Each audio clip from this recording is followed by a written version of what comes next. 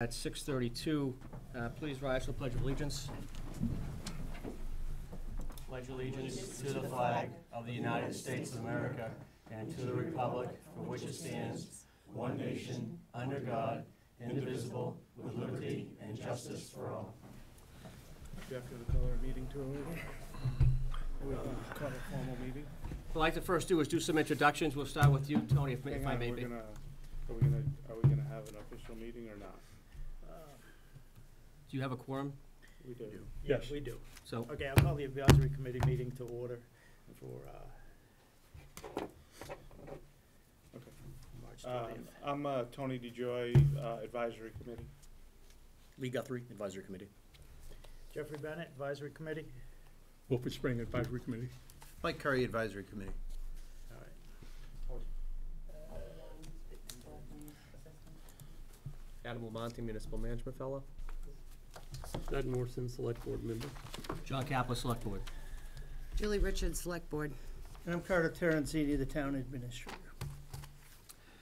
As we move forward, obviously, we do have some time hacks, so, I mean, obviously, we'll... Mr. Chairman, can Yes. we have them also introduce Absolutely. themselves, please? Yeah, once we get to that point, yeah, absolutely, thank they will. We will do have some time hacks, but, so I know we're trying to keep this as tight as we can. I have given her a pep talk 3 times. Fantastic. She's going to give you Tammy Light. Oh, fantastic. I knew that was going to happen. I knew that was going to happen. And now that's been said. I promise I'll do my best. That's awesome. Please introduce yourself for the board, please. Good evening. My name is Sheila Harity. I'm the superintendent at Monty Tech. And I'm Tammy Crockett. I'm the school business manager. Fantastic. Okay.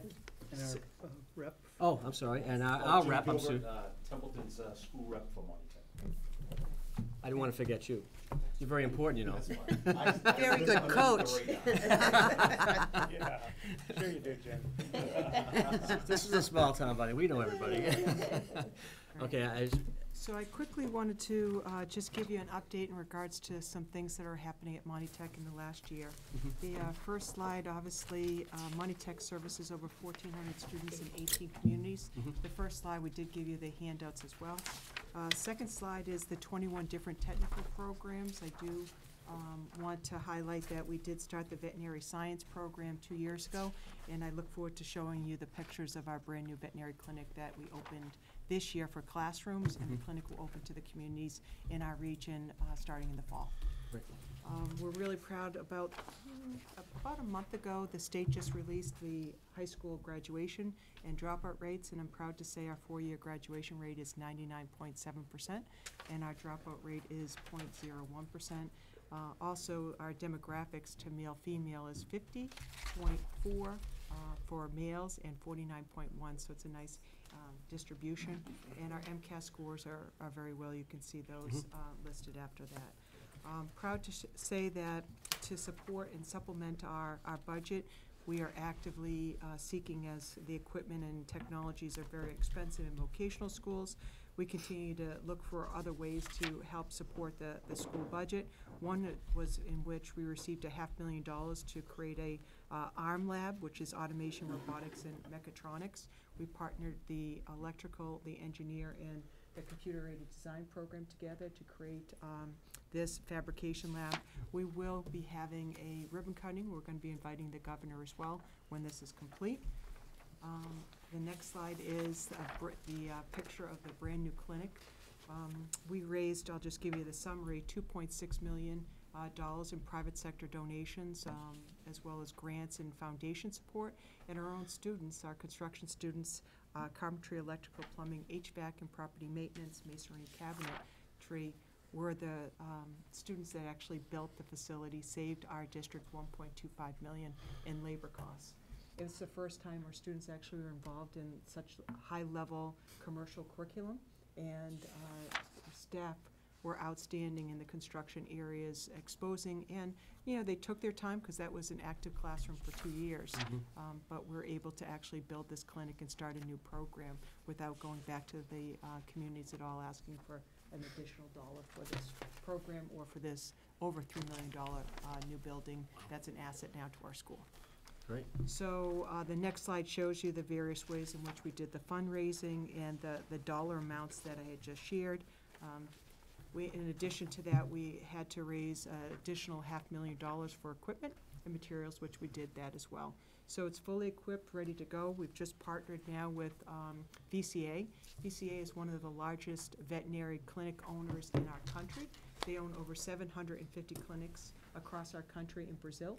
And I'm really proud to share with you that they are going to provide free of charge medical director that's going to help us run the clinic.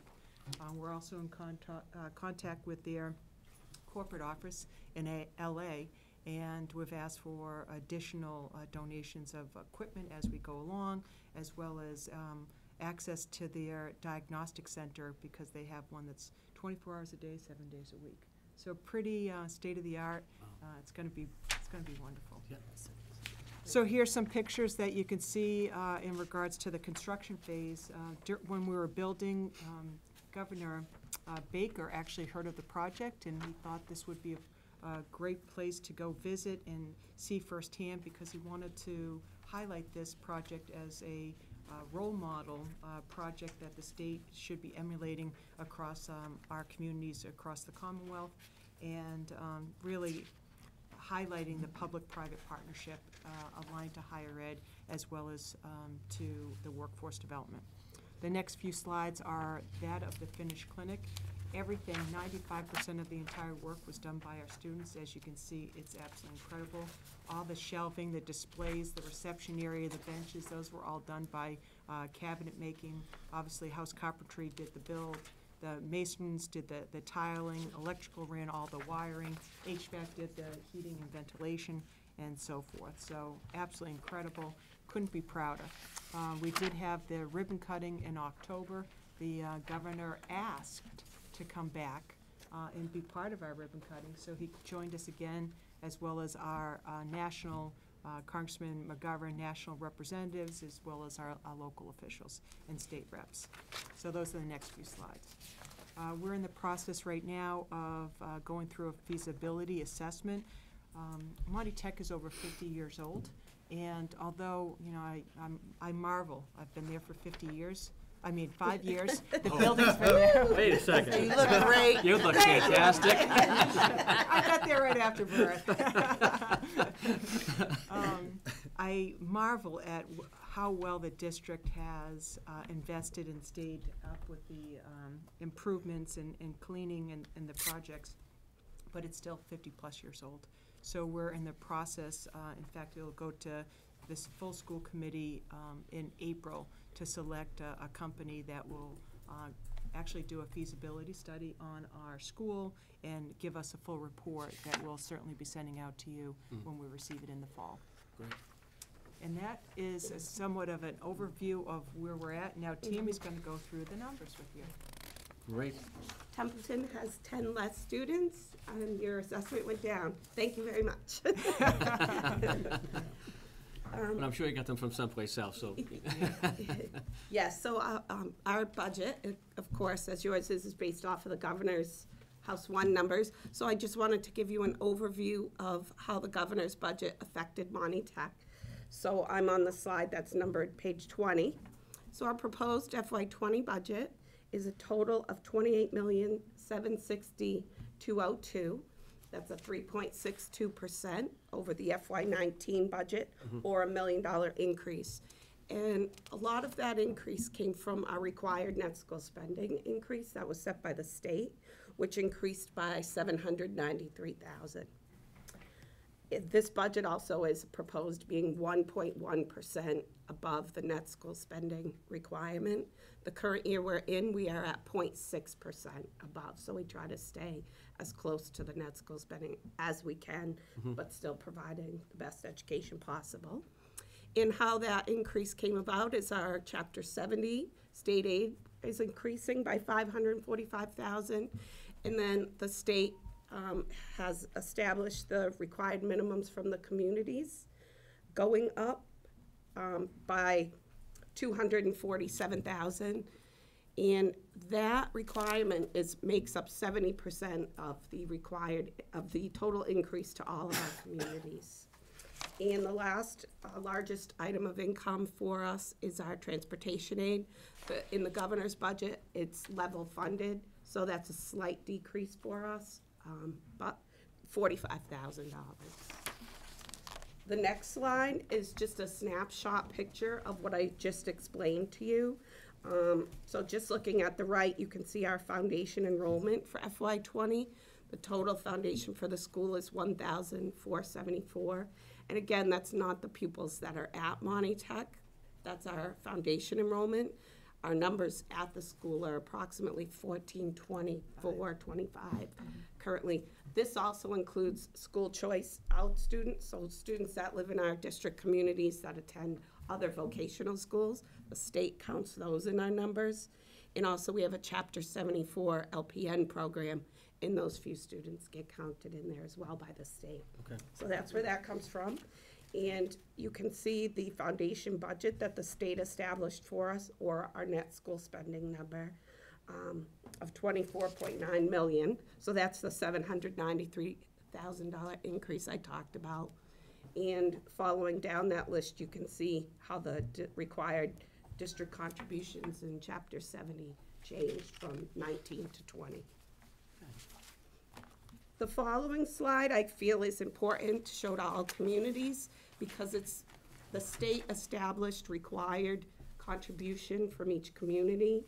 And having your other school also be regional, I'm sure you're familiar with the state sets each community's ability to pay, and that's how they determine the required community contribution. Mm-hmm. And they use a income and property valuation factor, and then multiply that out by a municipal revenue growth factor.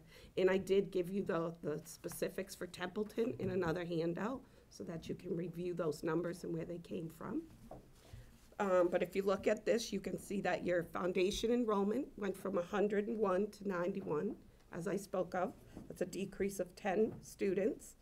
And the required minimum went down by $33,115, or $584,210 will be the required minimum towards our net school spending number.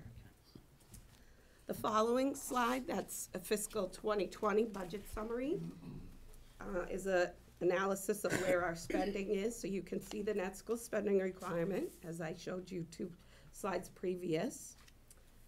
Our transportation number, we have 30 buses for our students, so this is our contractual amounts with our bus companies.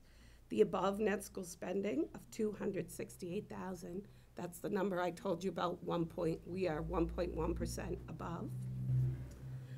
Capital, so that $290, we have kept our capital expenditures at $250,000 for several years, and we really work within that base to spend on our projects that we need. Again, as Dr. Harity pointed out, we're having a facilities condition assessment study done because the building looks great. We've done a great job of maintaining it, but in the walls and under the floors, we have a lot of things to work on because it is a 50-year-old plus building. So we work within the constraints of that $250 every year, and then the additional $40 to get to the $290 is what we put into our stabilization fund, and we keep that the same every year so that we can build that fund up slowly.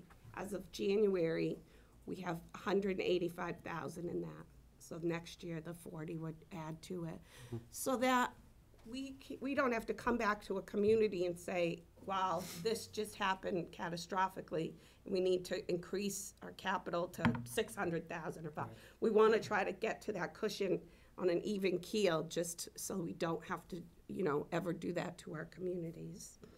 The second piece is vehicles. So what makes up that $125,000 is we need a new shop van. So our shops, vocational shops, go out and do building projects throughout the communities. So we need to replace one. Ours are approximately 8 to 10 years old, and they're starting to wear significantly. And the other piece of it is a new school bus. We also, as well as contract out for 30 buses to bring the kids back and forth every day, we provide late transportation after school. We also, for economic reasons. We hire part-time bus drivers to do our athletic runs, our field trips, to save money in those regards too. So our buses are approximately 10 years old. We replaced one this year, and we're scheduled to do one next year. The last component going into the budget is bonds, and that's from the renovation project that we did 20 years ago. So I'm happy to report that FY'20 is the last year for the bond. That was for the gym and the auditorium, the big one. So, and we're still under the old method. You can see at the bottom of this page that we get our school building authority money every year. It's not the new method where they give you up front and you can save a ton of interest. We're still under this old method. Okay. Then going down the list, again, you can, I pointed out our Chapter 70 monies coming in. The other revenues that we're proposing using in this budget to offset our community's assessments is our excess and deficiency. So we propose offsetting the operating with $125,000, and then our capital with another $125,000 for a total of $250,000 from E&D. And again, that's similar to a community's free cash. For anybody that might not be aware of it, that's our free cash. So we use it to reduce assessments. So that brings us down to the total assessments and the total increase for all the communities, as I pointed out on a previous slide, $351,532. Moving on to the next slide, the community enrollment. This shows you all the breakouts of each community, their foundation enrollment counts, and their school attending children counts.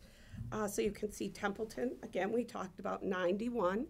And the percentage that's next to it, 6.17, is that Templeton's 91 students represent 6.17% of the total of the 1,474, which is our total foundation enrollment of all our communities. That's how Templeton's operating assessment is established. The next component is school attending children. And we get these numbers from your superintendent. And it's all the students who live in Templeton, no matter what school they attend, who are eligible to be in grades 1 through 12. No kindergarten. It was not established when the district agreement went into play. So it's parochial, private, every school they could attend or do attend. So that number we were given is 948. And taking that divided by the total school attending children in our district, of 24,724. Templeton represents 3.83% of our capital. So that number affects a few things. That goes to your capital assessment component. It's how much of Monty Tech you own. And it helps determine your freshman quota. So at the last school committee meeting, the school committee set the freshman quota of 355. Probably the first time I remembered that off the top of my head. And so Templeton's freshman quota is 3.83% of that number. So that's how the quota is established. A lot of people don't understand how the quota is, so I just thought I would throw that in for you to get that.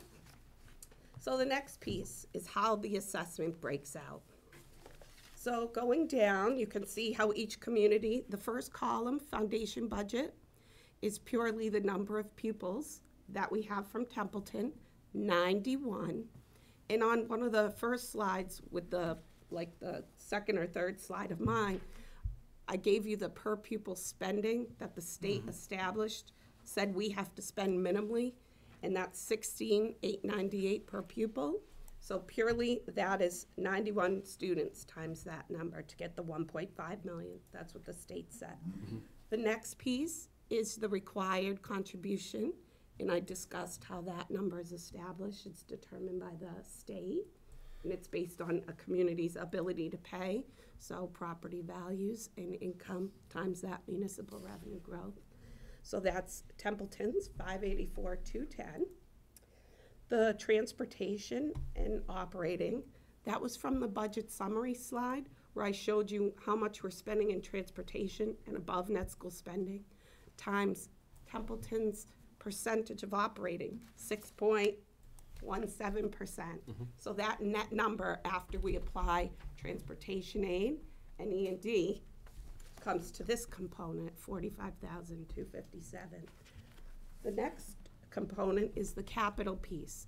So I combined the capital of 290 and the vehicles of 125. That's 415. Subtracted out the 125 that you saw that we're putting from E&D towards that. And that left a total capital assessment for all the communities of 290, and Templeton's piece is 3.83%. We saw that on the previous that I said was your capital piece. So that's how that number has arrived. And then the same thing for bonds. We take our bond debt schedule, that 1.1 million, less the SBA funds to come up with the net, and multiply that 3.83%. And that comes across for our total proposed assessment to Templeton of 649,817. And as you can see, that's a 31,933 decrease from the current year. The next slide, summary by function code, is so that you can see at a quick glance. You do have our full budget in your packet, but at a quick glance, you can see where our spending is and in what functions we are spending, where we have increases, where the spending has maybe increased or decreased, that make up that 28 million. And actually, my next slide, page 27, that it's titled, gives it to you. I've written out where the highlights to the budget increases are. So I'll go through those. Our salaries, we have 2 new staff members in this budget, but a net of 1 FTE. So as Dr. Harity talked to you about our Vet Tech Center that is open, we currently have 1 instructor in there. Next year, we'll have 3 grade levels. They'll be freshmen through juniors. So we need that second teacher to come in and do the other weeks with the other grade level. So we're hiring the vet instructor. We're also doing a clinic office manager for the Vet Tech Center who will show the kids how to do the billing component and all the front of the house type of stuff. But we had a secretary who, through attrition, we are not replacing, so that will be the offset for the office manager position. So it nets out to the 1 FTE. The next component that goes into our salaries is contractually. We have a 1.5% COLA in this budget, and where applicable, so most of the staff, there's step and column movements also. That's all built into the budget, and that's about a $350,000 increase. Another increase that I told you about is transportation. Again, that's contractual based on our bus bids, and that goes up $48,000. Another component, when you look at our spending by function, you'll see that in our technology line items, and there's several. It's not just one. It's instructional, it's administrative, it's networking. You'll see that have an increase to it. And there's several factors that are going into that. It's almost like the perfect storm of technology this year, because it actually went down a bit last year because we just put new memory into machines and stuff to extend the life. But now things are kind of coming to roost with the tech. And our one-to-one initiative with students, we're at the end of our 3rd year lease, so we're starting a new one, which has a slight increase to the lease. The next component is our engineering vocational program. Their desktops are 5 years old, so they need to be replaced. And they're very heavy hitters, those machines, the software that goes into the engineering and the machines themselves to power it. And that's close to $90,000 to $100,000 a year for the lease for a classroom of computers for engineering. Then the next piece is, Dr. Harity pointed out, we've been getting a lot of grants, $500,000 to replace equipment, which is great. A lot of the equipment that we're putting into our shops, CNC machines, different things, the arm lab, requires upgrades to our technology infrastructure because some of the stuff in the walls and the wireless access points are old. And so we need to start replacing that to be able to handle all of this new equipment that is coming onto the network. So that's really the driving force behind that. The next component that drives some of the increases is a budgeted 5% increase for health insurance. This year, our health insurance runs December to November, so it's about a 7-month budget timeline. This year, we had a 3.3% increase, which was really good, but we had changed to a deductible plan and things, so that was contributing. So, budget conservatively, but right where I think or hope it is, or I hope it's less, is 5%, and that contributes $150,000 to the budget increase. The next component, which I already talked to you about, is the replacement of a shop vehicle, so they can go out and do our community projects. And the last piece is maintenance. And it's less about maintenance of the building. There is some small increases there, but this is really maintenance of equipment in our shops. Again, I'll go back to the grant. 4 machines, almost $500,000. We can't keep up with replacing equipment in every shop at that rate. That's just 4 machines in one shop. They have 10. So a lot of the maintenances that our shop instructors are requesting increases to maintain their equipment, because we might have a $100,000 piece of equipment, but it's more economical to pay $5,000 or $6,000 to maintain it or to repair it than it is to just scrap it and start over. So we are seeing some increases there just to keep our shop equipment up and running to where it needs to be. The last slide I have, again, is just a breakout of the capital assessment, and I just found it important to put on there because I really wanted you to see where the stabilization fund balance was. So you can see that we're just building it slowly and where the funding is going to. So that is the end of our PowerPoint, and again, as I mentioned, I gave you a breakdown specifically for Templeton, so you could see how the 2 years of assessment compared, and the backup from the state as to how the required contributions were established. Right. I'll be happy to answer any questions you may have. How many times a year do you have to give that speech? Yes, several, probably 10. Kudos. Thank you. This was, I have to admit, this is the lightest she has. She I has nailed it. promised that it would be light. Usually it and takes her an hour. this was light, I promise you that. This was, I promise you that. Well, this is great, great presentation, good information, Well done. good package. Thank you so much. Question, Mr. Chairman. Yeah, go ahead. Doing some quick math, and I shouldn't do public math, especially since we're being recorded, but 3% of 355, or 4% about, is 14 students, yet Templeton has 91. Can you explain how, so if you take 4 classes, 4 times 14 obviously isn't 91, can you explain how those numbers, if we're allotted about 14 per class, so quick math, that's 56, how we come up with the other 35 students? Make up that 91. Certainly. So in our admissions process, once we fill the quota, that happens by, students will start hearing from Monty Tech around April vacation. And then students decide whether or not they want to attend. Some apply and then decide to stay at their sending school. Then over the summer, they might change their mind, but as of June 1st, we no longer have a quota, we just have a wait list. And then we just continue to pull from that wait list to fill the 355 slots that school committee has earmarked. Do you kind of, and I don't want to say rank order is a terrible way, but how do you? By their score from the admissions process. Okay, so it's, you start pulling from. Their score, their raw score. You have your cutoff line of everybody that can, and then you sort of have a roster of people, okay, this person, then this person, And it yes, doesn't no. go by town or city. It goes Okay. by the total score, and then we just continue to backfill. We've been working on some of the communities that haven't filled their quota in the past, because that's where some of those excess slots come in.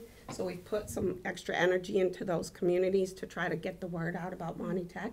And that's why a lot of the towns that have seen some extra students are seeing some decreases this year, because those towns are starting to build up their enrollment to kind of even it out. Okay. I So was just for kinda instance, in curious how you Holden, got to that. Holden had never filled their slots, and the Monty Tech person that represents Holden, he and I would go to the select board meetings so that we could be on their access. They allowed us into their middle schools to literally recruit and do tours and have students come in and speak to their classes and so forth, really trying to recruit to fill those. And once we're able to do that, then it had less of an impact on the community. Yeah, I was just kind of curious how you got to that. Thank you. Any other questions?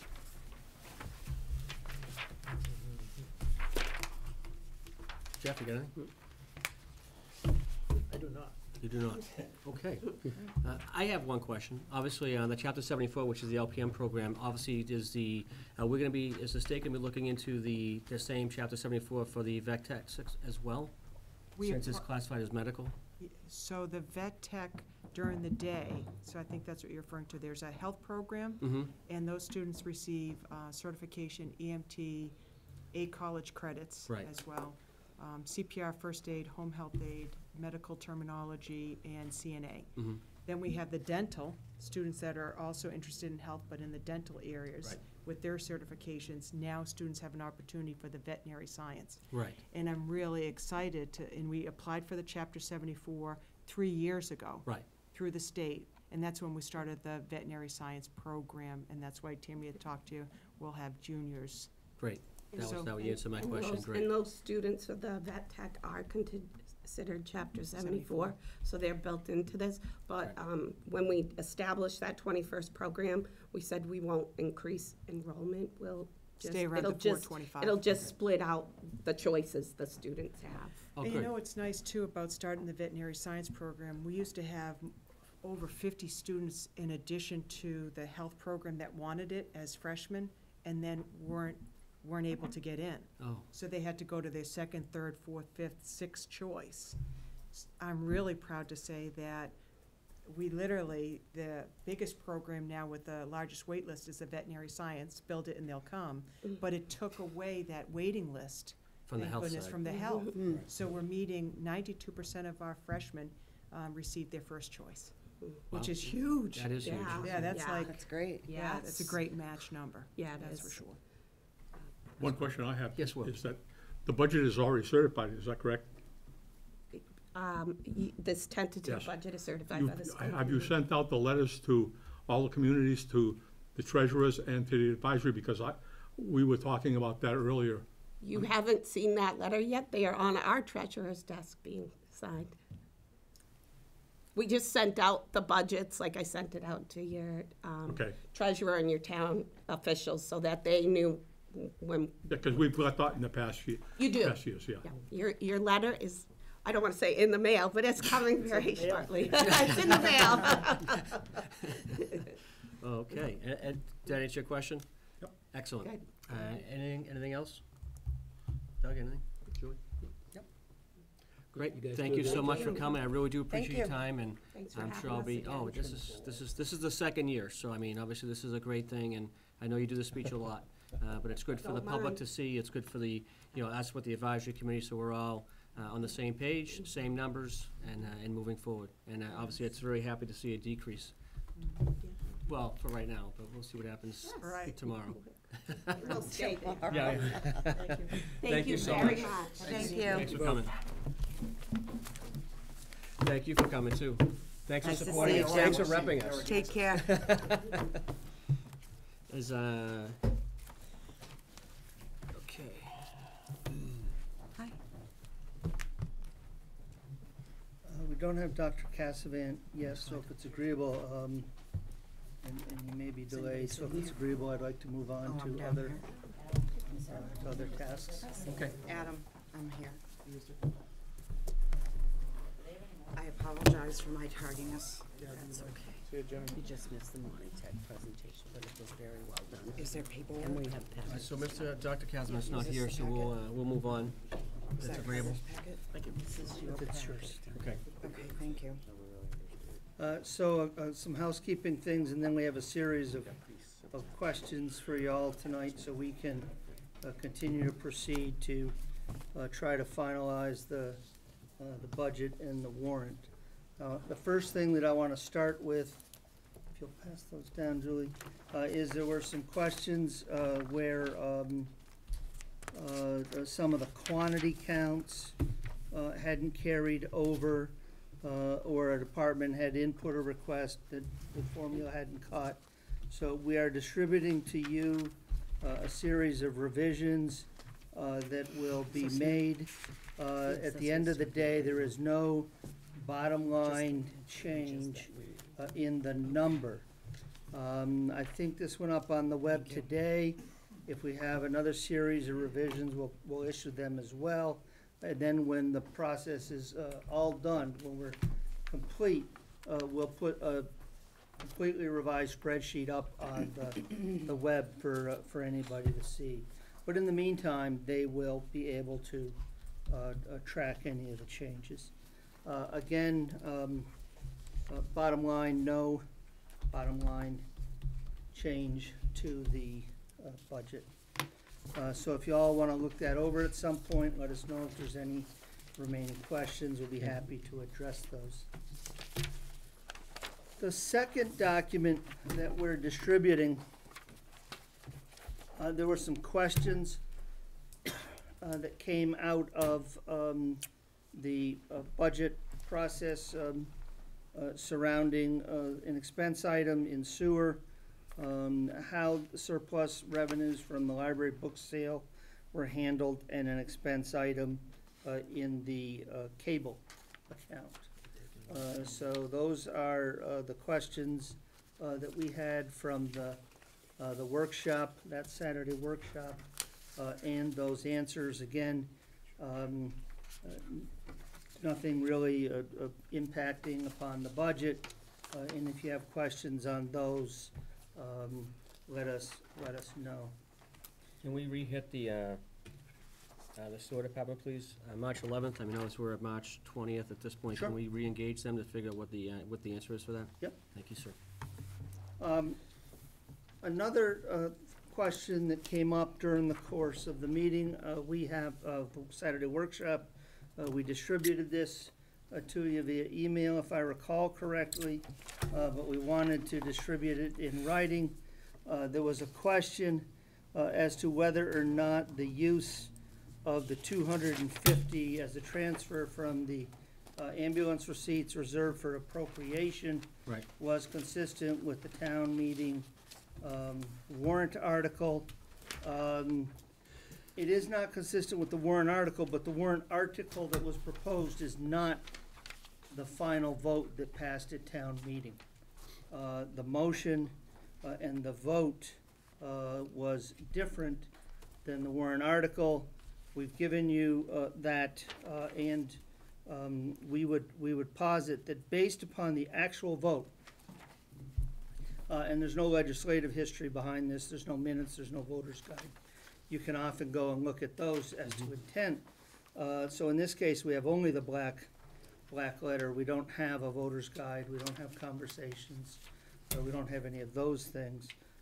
We would suggest that the use of the monies is consistent with town meeting warrant articles. And if there's any questions on that, we'll try to answer them. We can try to answer them now. Otherwise, we do have a series of questions to start to get into, so. Does anybody have any questions with the receipts receivable based on the warrant article and what was And the voted vote. on? And on the vote of the motion? Because the motion was different than the article itself. Is everybody clear on that? My only comment was Yep. that attending that meeting, it was the understanding, especially after the fire chief, that fire chief that presented it, not our president, that it was pretty clear that he had said that the ambulance reserve receipt would be used for equipment only for the fire EMS. And any funds above and beyond that would be used for the fire department and not going to the general fund. That was the discussion. That was always my understanding. I think you're gonna end up having some people that were at that meeting question what was written up. Okay. Well, it's right here. This is what passed. The article that passed is written on your answer to your question, correct? On the back? I mean, certainly if it's, I think that the final vote and how we're using it are consistent. I would suggest to the select board that if you're not comfortable with it, we can always take an amending article back at some point in the future. And any other questions on that then, Mr. Chairman? None of these articles say that they would go to the general fund. Well, they have to be transferred by vote. They don't go to the general fund unless they're voted by the town meeting. Right. They are held for appropriation. Yes, sir. Question on that, isn't the way we're doing it now, that money's being transferred to the general fund, and that's what's funding my capital, my No, it goes my directly to budget. So ambulance. even though it's going there, that's the mechanism to get it to where it needs to go to be spent. Yes. That is correct. So It goes to That the is general correct. fund. It does. That Well, it was, goes in and then out. I still believe we're using it in the way it was intended to be used, it's just a mechanism how it gets there. right. You're absolutely right. Anything else, When I Mr. was Chairman? working in on the that? accounting department. However, we went to the if it's general not fund. earmarked, Ambulance receipt reserve. Always. or if it goes in the general fund, theoretically it could be It used never for went to the anything. general fund. It does not, all ambulance revenues go to the reserved for appropriation account. They can only come out of there by a By vote vote. of town meeting. For a specific purpose. Okay, thank you. I don't want there to be any confusion that And it there goes to the had general been, fund. It prior doesn't. to the current method of full-time ALS, there was an appropriation that would be made to an ambulance expenditure line item. With the advent of full-time ALS, fringe benefits, and all of the other costs, the accounting was deemed to be substantially simpler by making a transfer from the ambulance receipts. The ambulance cost north of 600,000 to run, plus or minus, and we transfer 250,000. Does that make sense? Yes, thank you, Carter. If there's any more questions, please just, write them up and send them in, and we'll get those answers to you right away. We'll do the research and we will get the answers. I have a series of questions, Mr. Chairman. Some are strictly for the select board for instruction for me. Some are budgetary. You may wish to seek the thoughts of the advisory committee on. But the first has to do with fiscal year pay. The tradition in this community had been that they still paid people if it was the prorated amount, whether it was 52 weeks, 52.4, 53. They did it as if it was a weekly pay. I need to know if this board wants to hold to the strict interpretation, which would be certainly appropriate, or if they want us to amend the way that we deal with it such that we would be consistent with past practice. We need to do one or the other. Okay. Go ahead, Doug. Yeah, my opinion is if the most we could ever have in a year is 53 weeks, we should always budget at 53 weeks. And a year that we have 52.6 weeks, that itty-bitty little surplus would just fall into free cash. But it's a slightly different issue. So if you say to, for instance, when the town clerks voted a pay for the fiscal year, okay? Theoretically, she would get exactly the same pay, whether there were 52 weeks, 52.2, 0.4, 0.6, 0.8, or 53. Okay? The way that the town has done it historically is they take the pay for the fiscal year, they divide it by 52, and everybody gets paid every week, every day. So we either need to stick to the strict interpretation of what a fiscal year constitutes, or we need to amend the method of paying folks so it's done on a prorated basis. My contract's on a weekly basis, not on a fiscal year basis. So we need to do one or the other. We're doing the latter, but calling it the former. Okay, so what we're doing is we're setting a annual salary but paying that salary based on a weekly thing. And then if there's more than 52 weeks in the fiscal year, we're topping that up by whether it's a day or two or whatever. Okay. So I need to know the board's instruction as to We need to hew pay the them line on the appropriately. fiscal year, or to make the paperwork and the votes line up so that you can continue to do what you've been doing all along. We need to be able to continue to do what we've been doing all along. What's the policy say? The policy, there is no policy. You vote it one way, Mm-hmm. and you do it a different way. So we either need to do it the way that's voted, or we need to vote the way you've been doing it. It's one or the other. We need to do it the way we've been doing it, Do you want to elaborate on why you think that? because I'm we've just been doing curious. it that way, and they get paid appropriately. Well, will that be a No, shortfall but at the then end of the year? It's a shortfall at the end of We our year, budget, we no? budget for it. The You do question- budget the- for it. Yeah. But they're But we actually don't have a getting correct policy. a little for it. more than the set salary by doing it the way we've been doing it. So Correct. if it's a 53-week So we're actually year, giving they're them a getting an raise that extra- was not Well, appropriated. it's not a raise. Well, not a yes, raise, but yes, it's extra funds. In effect. It's a in- raise. In effect, well, it's not a raise, but in effect, well, I guess it is. You're paying them more. Right. Yes, you are. We are. So no, I don't agree that we should continue to do that. Right, if we're That setting means an they don't annual get salary. paid for then certain it days should- in the year. That's all they should get. If they're voted on, a salary is voted on, that's all they should get, in my opinion. It's been voted on, this is your bottom line, and then we figure it out. We don't do both and then give extra at the end. That's what Templeton's always done, You have been correct? doing this with a number of There you your go. department heads for a number of years. Oh, dear Lord, no, Jeff. needs So to go what do away. they You guys miss looked out into on this? if we don't do it the Hold on latter? one second. Jeff, you looked into this? Has the advisory committee looked into that? We talked about it It's been talked with about. what Julie was talking about. But again, the Yeah. issue was, which way are you gonna do it? Because obviously, the way it's voted and the way we What do are they two miss different out on? things. That's what I need So, to know. They're missing When you hire out on somebody, you pay, are hire they them not? at an hourly rate, right? No, is there anybody that's hired at an annual salary? Yes. Yes, Yes. Everybody? Not everybody. not everyone, but there are several All the managers. department heads. They make X, okay. All the So you almost department have heads, the to- you town almost have clerk. Different ways you have to kind of do it. Right.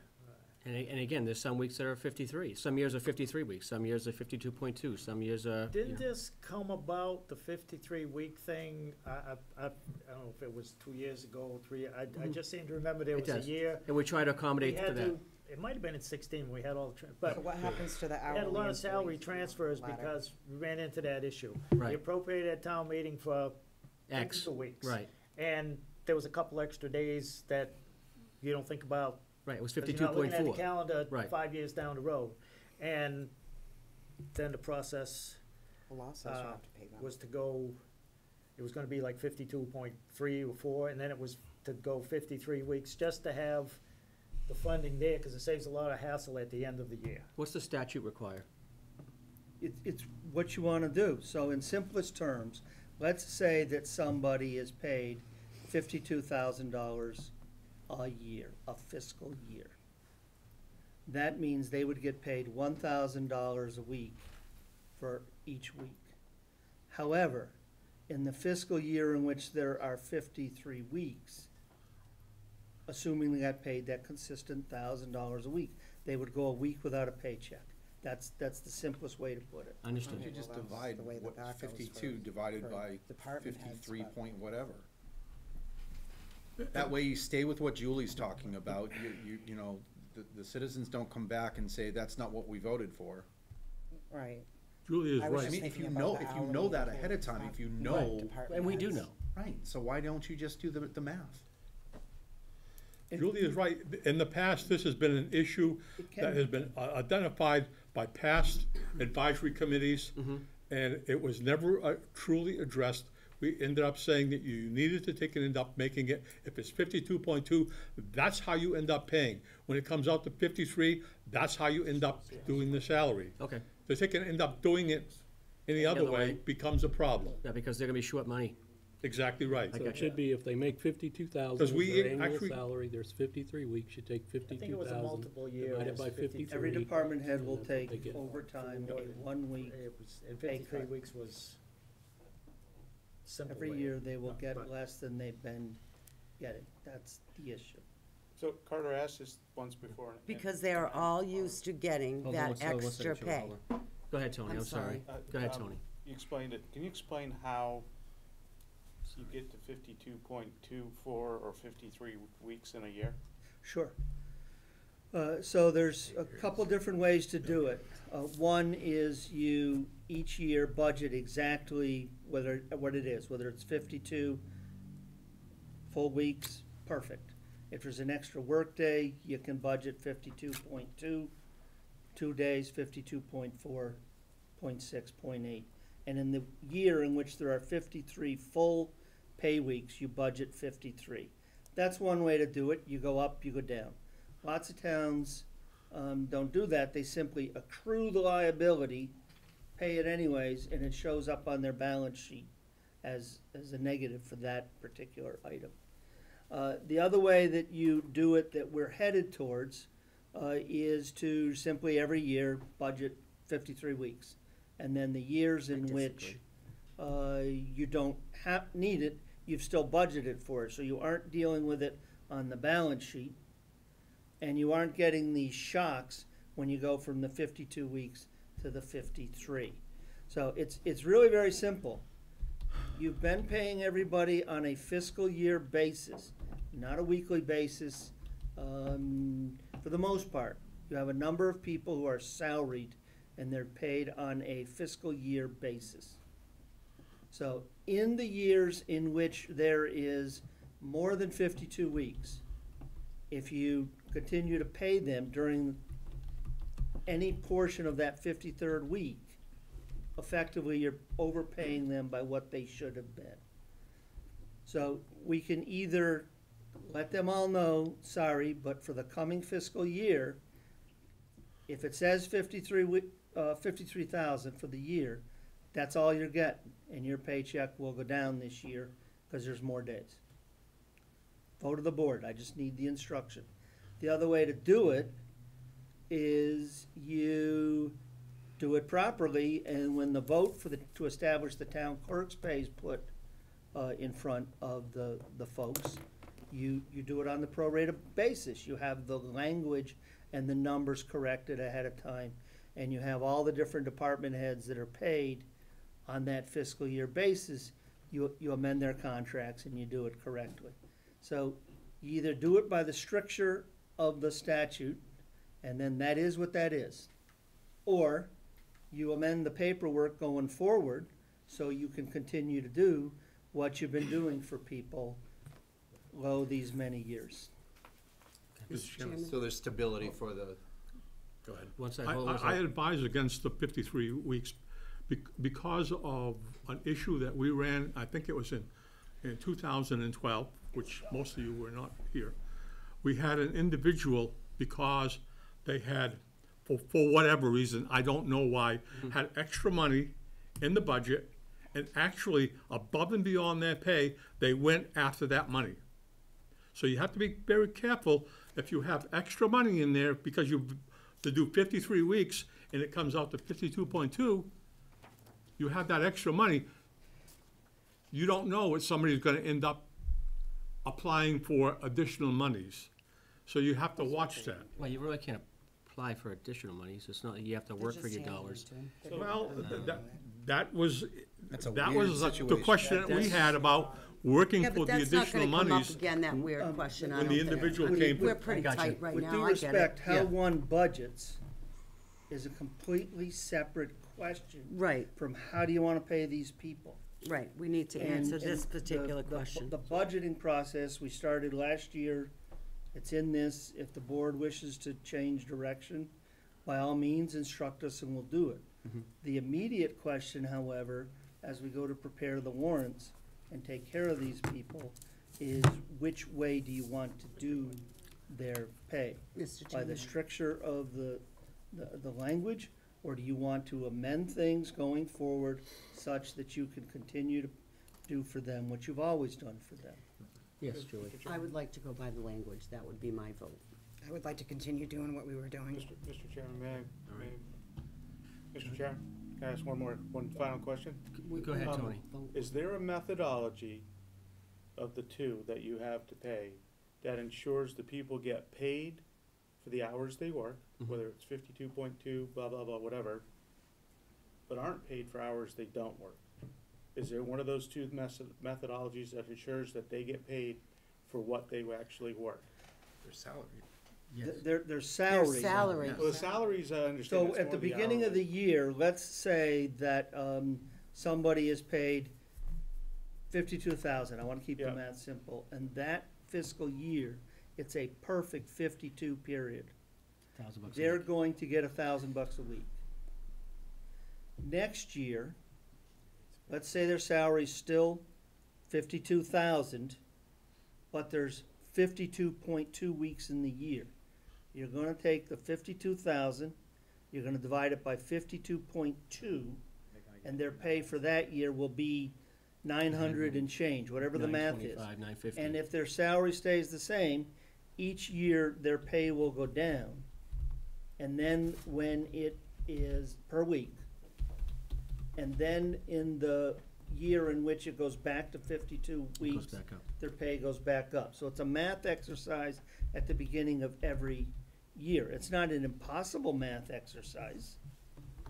It's just a question of what are my instructions as to how to proceed. Yeah. So, kind of building on what Tony said there, though, I mean, virtually all of our department heads are working more than their normal 40 hours or 38 hours. I bet you can't find one that doesn't put in free overtime. So with that in mind, perhaps sticking with the way we've done Those it people are. is the most, Kelly? is the better way to do. Luann? Because they're putting in, Raises for them in the future, I don't know, 100 hours a year that they're not getting paid for. The extra Ollie sometimes 16 works hours that we are going to I pay see them her here. for in a Oh, she's not. 52.5 year Two conversations going is, on here. is nowhere near what they're actually giving us. We're working under So- the same premise for salaried people as they do in the private sector, where if a person's salaried, it's not unusual for them to work 10% more than their 40 hours, at 44 hours. They work whatever they And need and they to. still get paid the same amount of money. That's right. I mean, that's not unusual. There may be some weeks that they work 45 hours, and the next week, they could be working 39 hours, really under salary. Right. If you really look at it, depending, if their work is done. So you really can't use that analogy per se, that they're working more than they should. Well, Because I would hazard to guess, again, we don't collect actual hours worked. Not In from our your salary people, you better not, Right. or you will Because- convert them to hourly very quickly. Right. But I and would you almost don't wanna guarantee do you that Well, I our was, department heads are working far more than 10%. I worked in the private sector as a salaried employee, And I do and also. I mean, ended up working much more, 50, 60 hours a week for the pay that was provided for 40 hours. But that's not, that's really not the question. So the question is because there's Can we more just go to the time, question? there's more days in some years. Yeah. So it doesn't matter if they work more or less during the course of the week of that course of that year. The bottom line is if there's two additional days, or a day additional, or 4 days additional, Yep.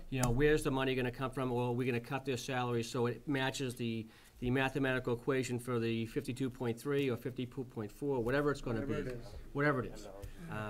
Do we pay so the bottom line is, do we pay the employees the time We, for the period, I mean, weeks? it's real simple, is going forward, the language is easy to fix. You pay them Right. on a weekly basis, or the pro rata portion thereof. It's an easy fix. I just need to know, and it's also, well, We've been not doing easy, it one way. but it's, Things are I good, change is collect good. the 8 or whatever that would be impacted, and I tell them, this is the decision, and unfortunately, starting next year, your pays will be going down each week until such time as you're 52. through the curve and they pop back up And they again. pop back up.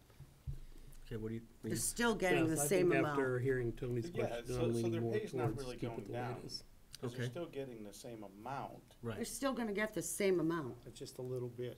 Yeah, At it's one just time. It's gonna fluctuate a little bit, but then catch itself back up. Well, we've been correct? doing it one way, but now so we either continue to We've do been it doing the a way lot we've of been things one doing way, it. Diane. All I'm saying, the It's a question workshop. is, It's a quick question. Okay. all we're saying is, are we gonna continue to doing it the way that we're doing it, or are we changing it? That's really the question. Okay. Yeah, I know. Do we need a vote on this from us, or you want I a need, direction? I need, I need a sense Consensus. of direction. I mean, with due respect, me and I Julie have a already series of answered. questions. I need All right. some What's your direction? So I I said think, to continue I to should do it the probably way we were doing abstain it, and from Julie making said to a- go back. Okay, so he just asked him, and I'm hearing your answer, a vote or so. So you an want, opinion. so you want to abstain? Unfortunately, I think so, yes. Okay. Okay, Doug's gonna abstain for any type of, Diane, how would you like to go? I would like What to direction do you think we should go? I would like to stay doing it the way we were doing it. Okay. All right. What direction you want to go? I would prefer to see a change. Drum roll. Mr. Chairman, I don't believe this is a workshop. I don't think you can take an There's no actual vote. It's We're ju- we're- consensus. We're just We're saying, do a consenting. consensus of the direction that the TA is gonna move forward in based on the information that's being provided to the Board of Selectmen. So I would say, continue the road of march that you were already doing. So then the record will reflect that it was a consensus to, I know what I need. I know, okay. Okay, What's the next question? page 98 of the budget book.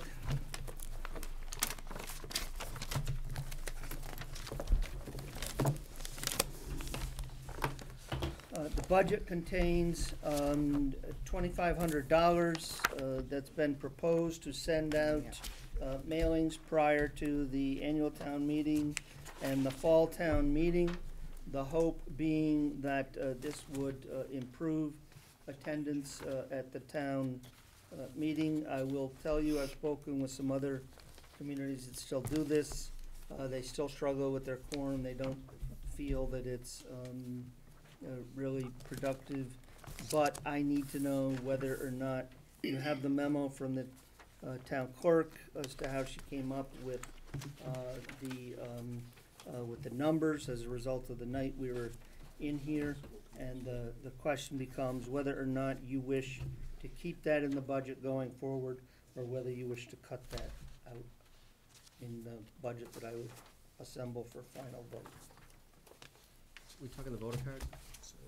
The voter's Yes, sir. postcard? The voter's postcard, yes, ma'am. So, Mr. Chairman, can I Yeah. make a comment on this? Sure. I can't speak for anyone else, but I can say that this would probably be better off cut out of the budget. But I also think that people should just consider the possibility of select board stipends, and using that extra $2,500 towards that if it were to end up on a warrant. And I have Or some on a question- budget. And I have some questions down the line if there's So- other things that are open that I you don't want me think to the look at. postcard is worth the mailing. I think it's a lot of work for her. And I don't think it's gonna make a difference for our town meeting. I've been at 5 already, so just my opinion. Okay. Doug? Yeah, because it's just a reminder Right. notice, yeah. So, again, we do have a number of people in the community that don't, do the internet. They may or may not watch Channel 8, so, but we do put the signs around, so, I would be okay with removing it, And we all talk. but, right, and we do, yep. And I will tell you that my town uses its code red twice a year to remind people A of good method, yep. the election and the town meetings. And now that we have the system here in this town, we can potentially use that as well. Well, that's a challenge, because people have to subscribe, so there's another challenge, but that is a Something we can tool overcome. that we currently pay for. Okay. Doug, Diane? I like the idea. I think there's a lot of new people who've moved here who don't.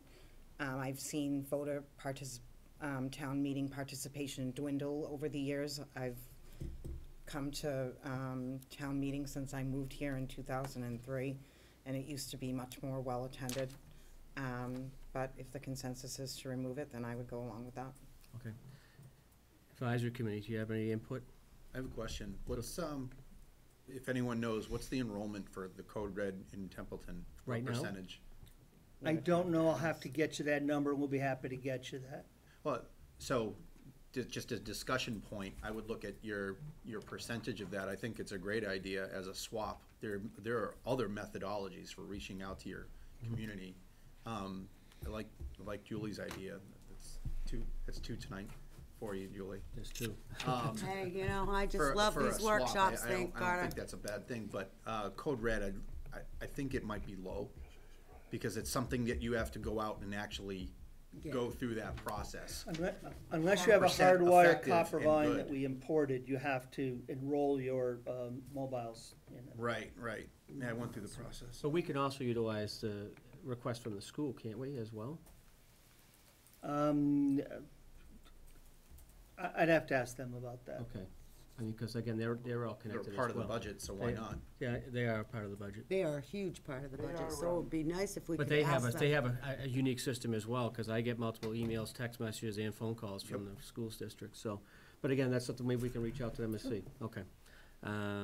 Anything else on the card idea? Do you guys have any other input for the cards or no cards? For the amount of money that they want, how many people is it gonna really make a difference? And I think that's what you really have to look at. That's exactly what we're looking at. Cost-benefit analysis, and I just don't think it's there. Okay, fantastic, thank you so much. Yeah, I don't think it's a well-worthy cause, and that money should be put potentially in other places. So we can potentially get rid of that. On page Potentially, 100, stipends, yeah. Page 100. The reason that I asked this tonight is we are most likely going into an override situation, and the coming business meeting next Wednesday would be an opportune time to act. I need to know if the and this is not your final decision tonight, unless it's like, heck no, then we won't bother anymore. Is the board interested in taking formal action on the acceptance of Chapter 53, Section 18B?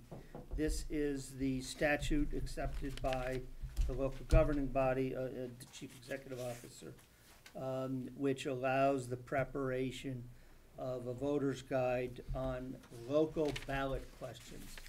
There's a process, we don't do it, town council has to do it, he's the one who vets it.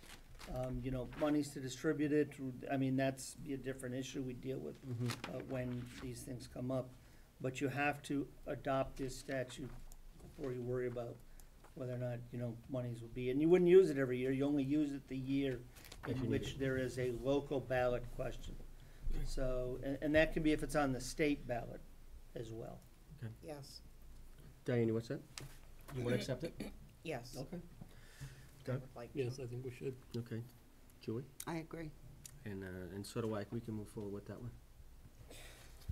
On page 220,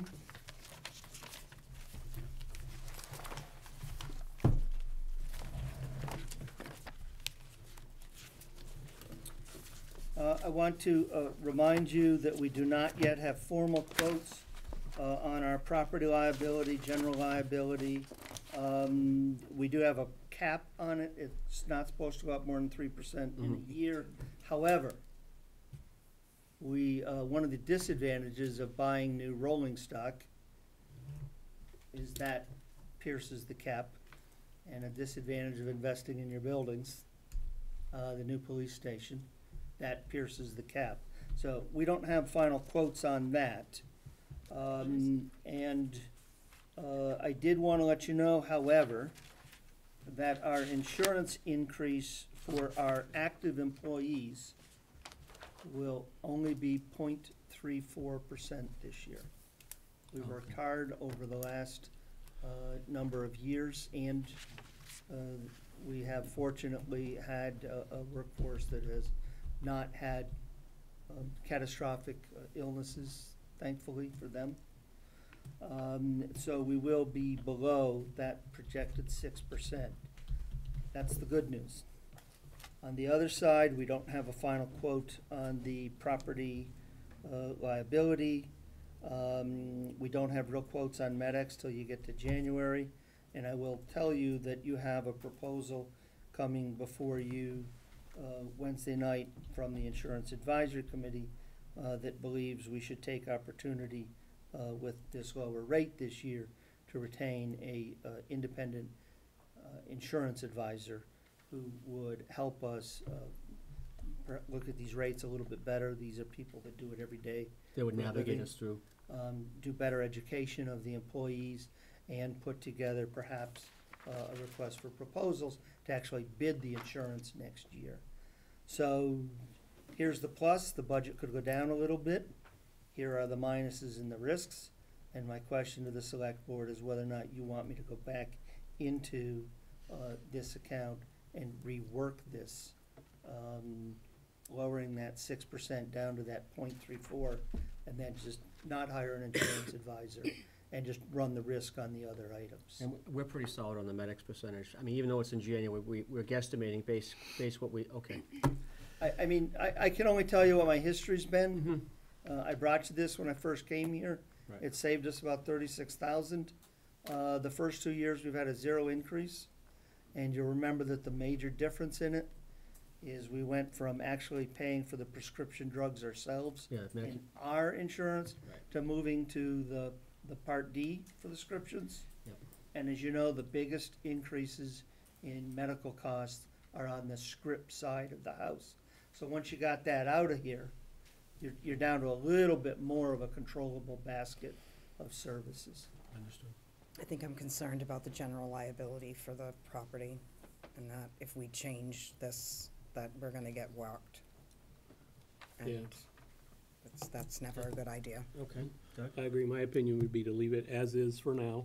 I mean, once everything shakes in and we have, fall town meeting, if there's less and we need to move it at that point, we would. But I think for now, we should leave it alone. Yeah, I'm concerned about getting whacked. Yeah, I mean, if you have a lump sum disallow or Julie's idea or something you wanna do, $2,500, $5,000, something, I wouldn't think that would be a problem, but to take a lot of it here, I do think would have some Yeah. risk at this point. Yeah. I would leave it as is for now. Okay. On page 53.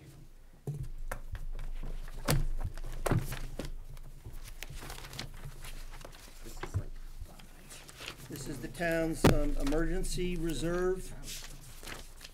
We've given you some information on that.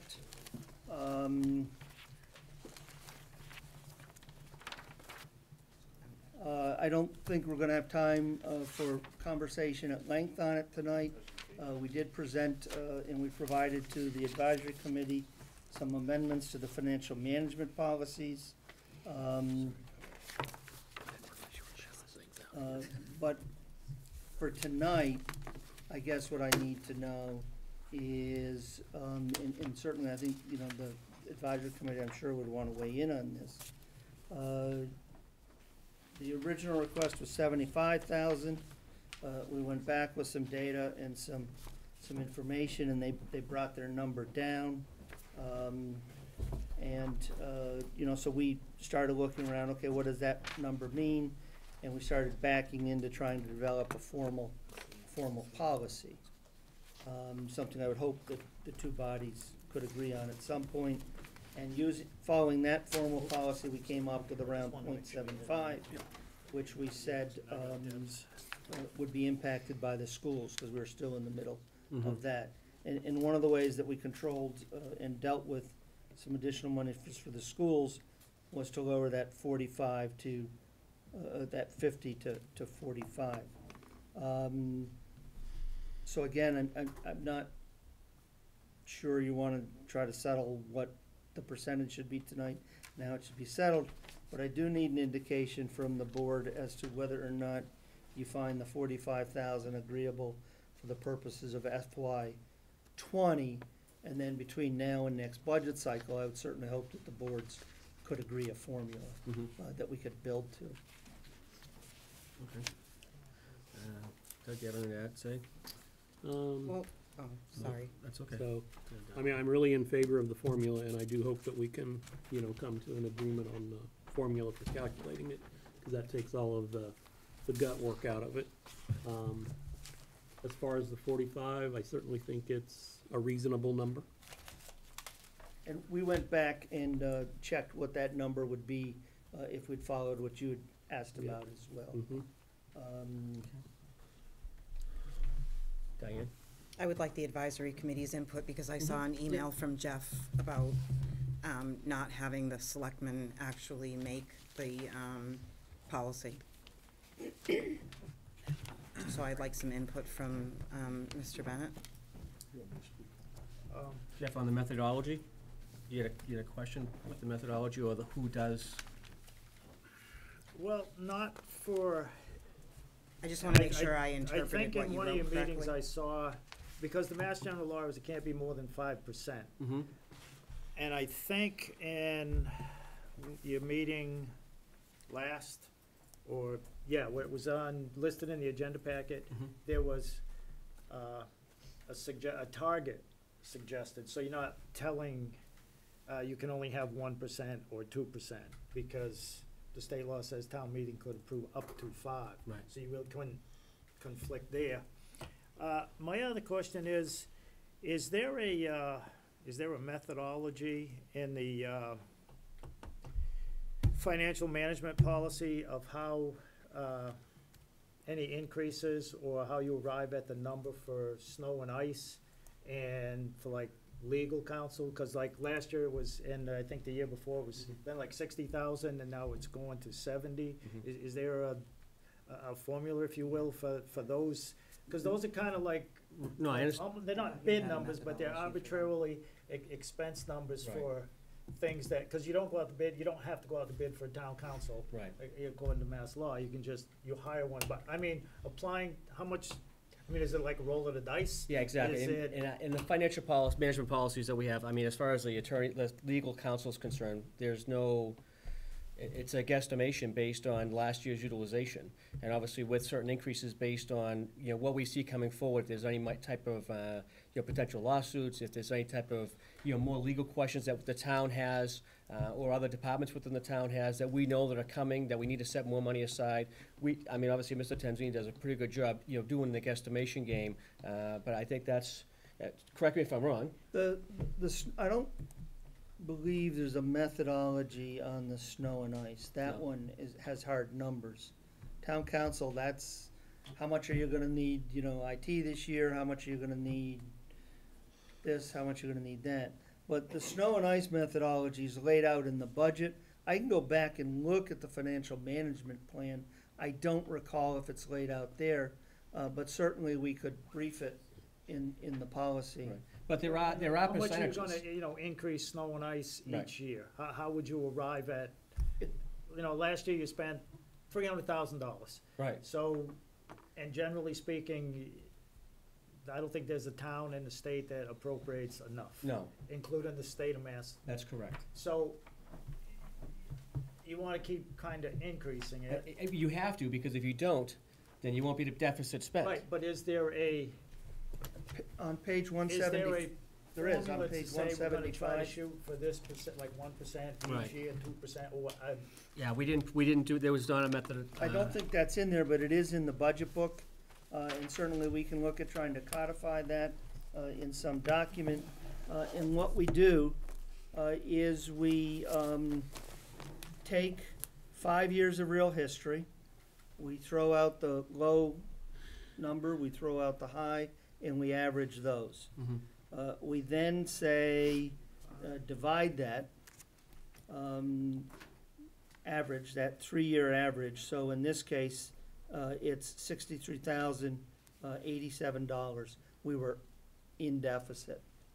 So we say, okay, if nothing ever changes, and that $63,000 deficit is gonna stay constant going forward, what would we have to go up every year to wipe this thing out in 5 years? So we take the 63,087, we divide it by 5, and we say, okay, we spent 140,000 last year. We should add $12,617. This year, we should try to build the budget to $152,800.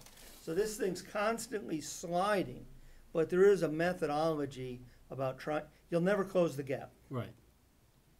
But it is a fixed method of how you're going to increase it every year. Did that And answer then- your question? And then when you're squeezed at the end, sometimes that gets tweaked down, but there is a very specific methodology. Did that answer your question, Jeff? Yeah, and lastly, my thought on the reserve fund, Mm-hmm. if your financial management policy says that you wanna try to generate, free cash in the amount of 5%.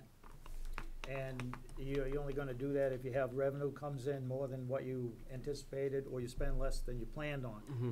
But if you have a reserve fund, whatever that number is, and the greater it is, and the less you use it, that rolls over into free cash, and it Right. helps you with your goal without having to miser over here on the expenses, or wonder if, depending on revenue. Right. Because the revenue side is, to me, is more the roll of the dice than the expenses, which you can tell everybody, hey, tighten up, or freeze for a month or weeks or whatever, if things get close or tight.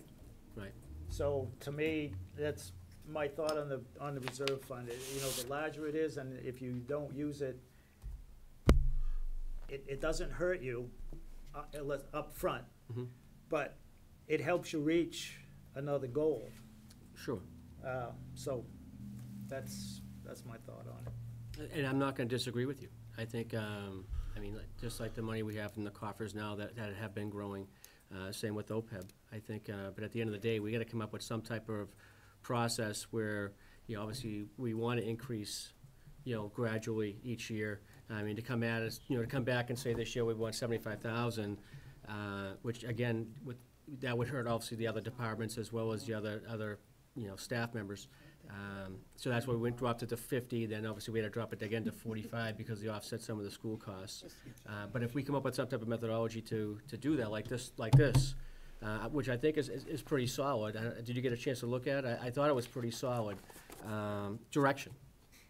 Now, could this be changed and tweaked down the road? Of course it can, just like any other policy can. But I think if we can come to an agreement to say this might be a good way to start, and we are all in agreement that this is a good way to get going in the right direction, it might be a good way to be there. Mr. Chairman? Yes. I think I had wanted to know if, Mr. Bennett, if you agreed with the methodology as well of the formula? Or I don't think I understood all of your answer. If I can like- interpret, Sure. he said it's fine to come up with the formula, but it's what are you using as your percentage? So you say, whether it's the OpEx or the total amount of the free cash. Right. I said, to avoid getting a circular reference, do you understand what I'm saying there, Carter? Yeah. So you're not pulling, I know what you're saying. so you're not affecting it by that formula, but if you can further drill down, if there's already a percentage of that free cash, if you're in the positive for that year, which I think is actually a smart idea, find something in there that's a good target. Like what is to have it tied to the algorithm for how much goes into OPEB or stabilization. So that's what he had wrong with it. To answer Diane's question ultimately is, we're all right with it, but is OpEx the best way to slap the formula on? I see what you're saying. Yeah, So you want it tied to something different? Hold on one second, Dan. Will, you had a question? Yeah, I have one for you as chairman. As you're aware, Mass General Law caps it. Mm-hmm. Since you're looking to end up creating a formula to actually restrain how much we actually use. My question, No. well, you're coming up with a formula to how much to put in the budget. My question here is to you, as chairman, is what's the benefit of doing that? What's the benefit? Can I answer the benefit? I asked the chairman, in all due respect, I asked the chairman, Mr. Carter, I heard, when you were at a meeting, I heard what you said. I think the benefit for the organizations, for the advisory committee and the board of selectmen to be in agreement that there's gotta be some type of methodology. where it starts, how it starts, where it comes from. I said, these are all discussional points that we need to talk about. I mean, this is just one step in the right direction. Just like, financial management policies that are in place right now. How much goes, to OPEX, how much goes to capital, how much goes to stabilization. All those are percentages within the management policies that are in place right now. Can't we use that same analogy, say, for town council? Is the ticket end up having some type of formula, and basically, is the ticket end up putting that into the budget? I don't think you could, no. Why not? Because again, it's all based on guesstimation. These are potentially hard numbers, based on what free cash we received, or based on what dollars we have available in order to make sure that the advisory committee, gets the dollars that they're requesting. I mean. Well, what about, things like the maintenance budget? Okay. Now we have an issue, we're looking here at the maintenance budget for the highway department. Right. We have an opportunity to take a look at that, because now we brought on new rolling stock, which has gotten rid of a lot of old equipment that needed a lot of maintenance. So there must be some type of formula for, versus how much you put into the maintenance versus the rolling stock that you have. I mean, that's another opportunity. We should be looking at being first in class on other opportunities here beside the advisory. I understand what you're saying, but there's really no methodology to the departments with their dollars that they're spending. You could do a 3-year look and say, okay, or a 5-year look and take the top 3 best years, and knowing the fact of what our rolling stock is. But I think you can't do that. You can't do that. Not even close, because. Can I address so Will was talking about, like, what you're using it for otherwise. I think what you were insinuating there, Will, was sometimes when you use town council, it's much more than you budgeted for. Correct. All right, fine, but that gives them an opportunity. Budget what the baseline is and use the reserve. They have to come to us and say. That's right. Hey, we've got here are the reasons why we have to build town council in excess of his 70K line item. I think we're good with this going forward. We're just having the discussion of what's the correct methodology, where's the percentage coming from? Well, the reason I bring some of this up is to look at other stuff, is that other communities do a larger percentage than what this town has done, for 2 reasons. They end up having a much tighter budget for all departments. So that's a point where you end up. I'm gonna have to interrupt you, because again. Looking at the department heads. Will, I got you. Believe me, when I tell you every department head in this community is level funded, they are squeezed as tight as they possibly humanly can to operate basic necessities within the community. That is fact. There's no guessing game here. That is fact. So we should never have excess in any of the. I'm not saying that. I'm saying we need to build it in a way that it's going to be, where it's going to be compatible for both organizations, the advisory and us, in order to come up with a solution, in order to maintain the dollars that are needed for the advisory committee. I mean, we're not saying it's not good. I mean, if we can do $100,000, and we had those cash available, then that's what we would do. But we don't.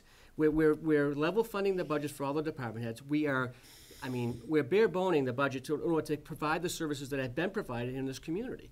And we don't want to take anything away. Tony. Mr. Chairman, so if you look at the past advisory, what they've spent out of the reserve fund, it's very erratic. I think in the case of town council, it's more predictive.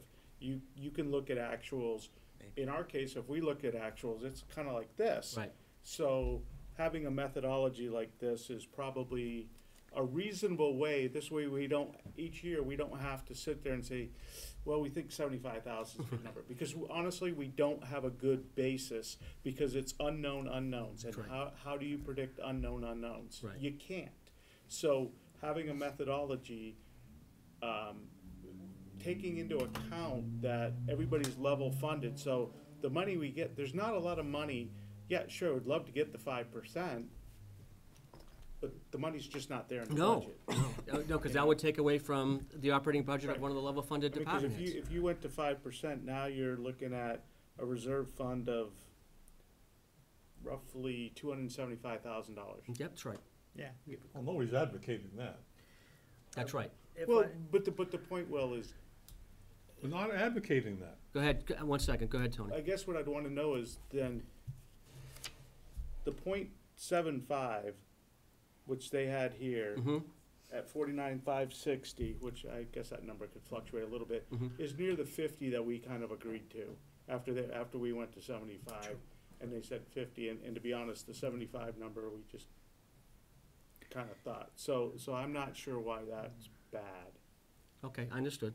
Do you have something else to add? Oh, I'm sorry, Jeff? Yeah, I would, well, kind of what Diane was asking about and just the basis for the formula, for using a formula. Yeah. It'll accomplish a few things on the good side. It will be budget ease, because you will know, and it will give predictability not only to the advisory committee, but also to town meeting, if they pay attention. And the taxpayers, you can let them know Yeah. ahead of time. And what they see for a reserve fund this year, you just do the math. 0.75% of this year's tax money, and that's what your thing will be next year. Mhm.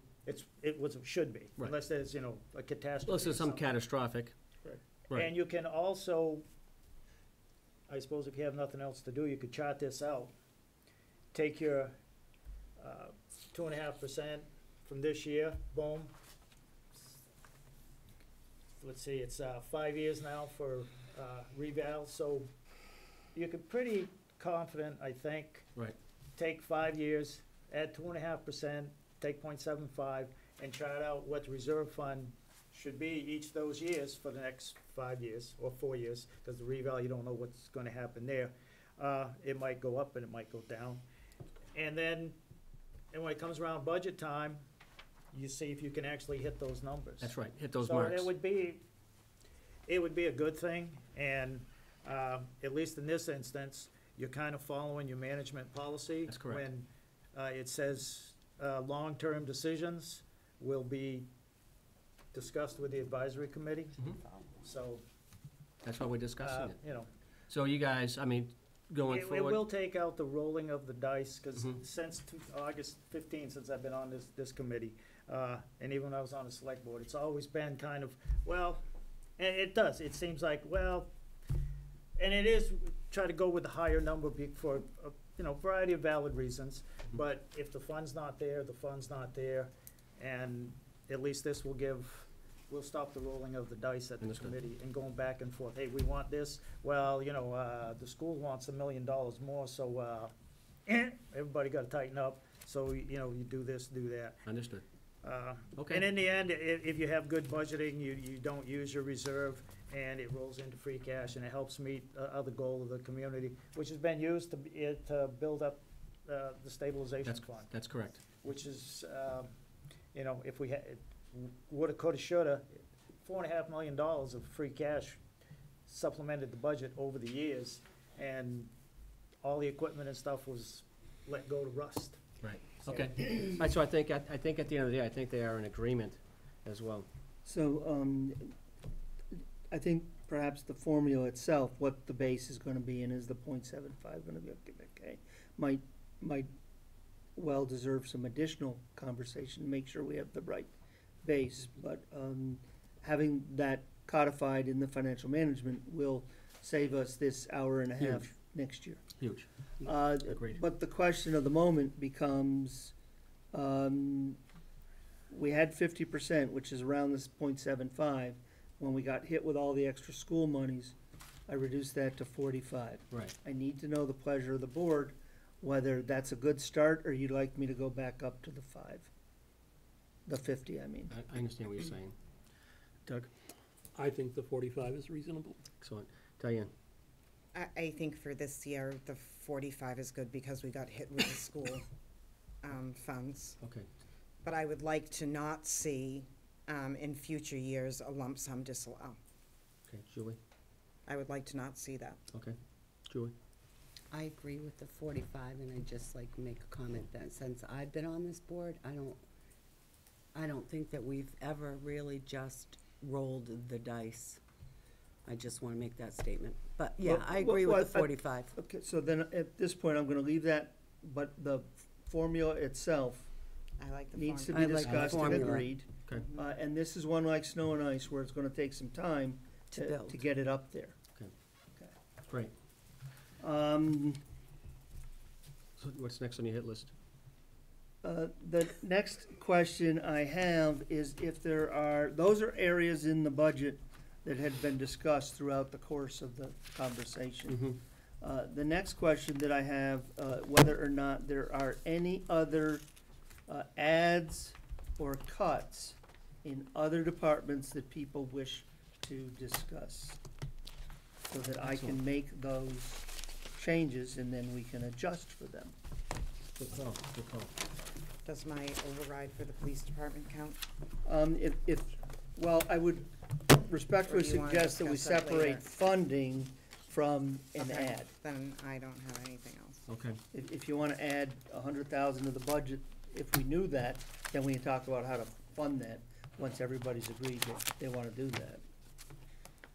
So I'm hearing a I wanna- desire to add $100,000 to the budget this year for a police officer. Yes.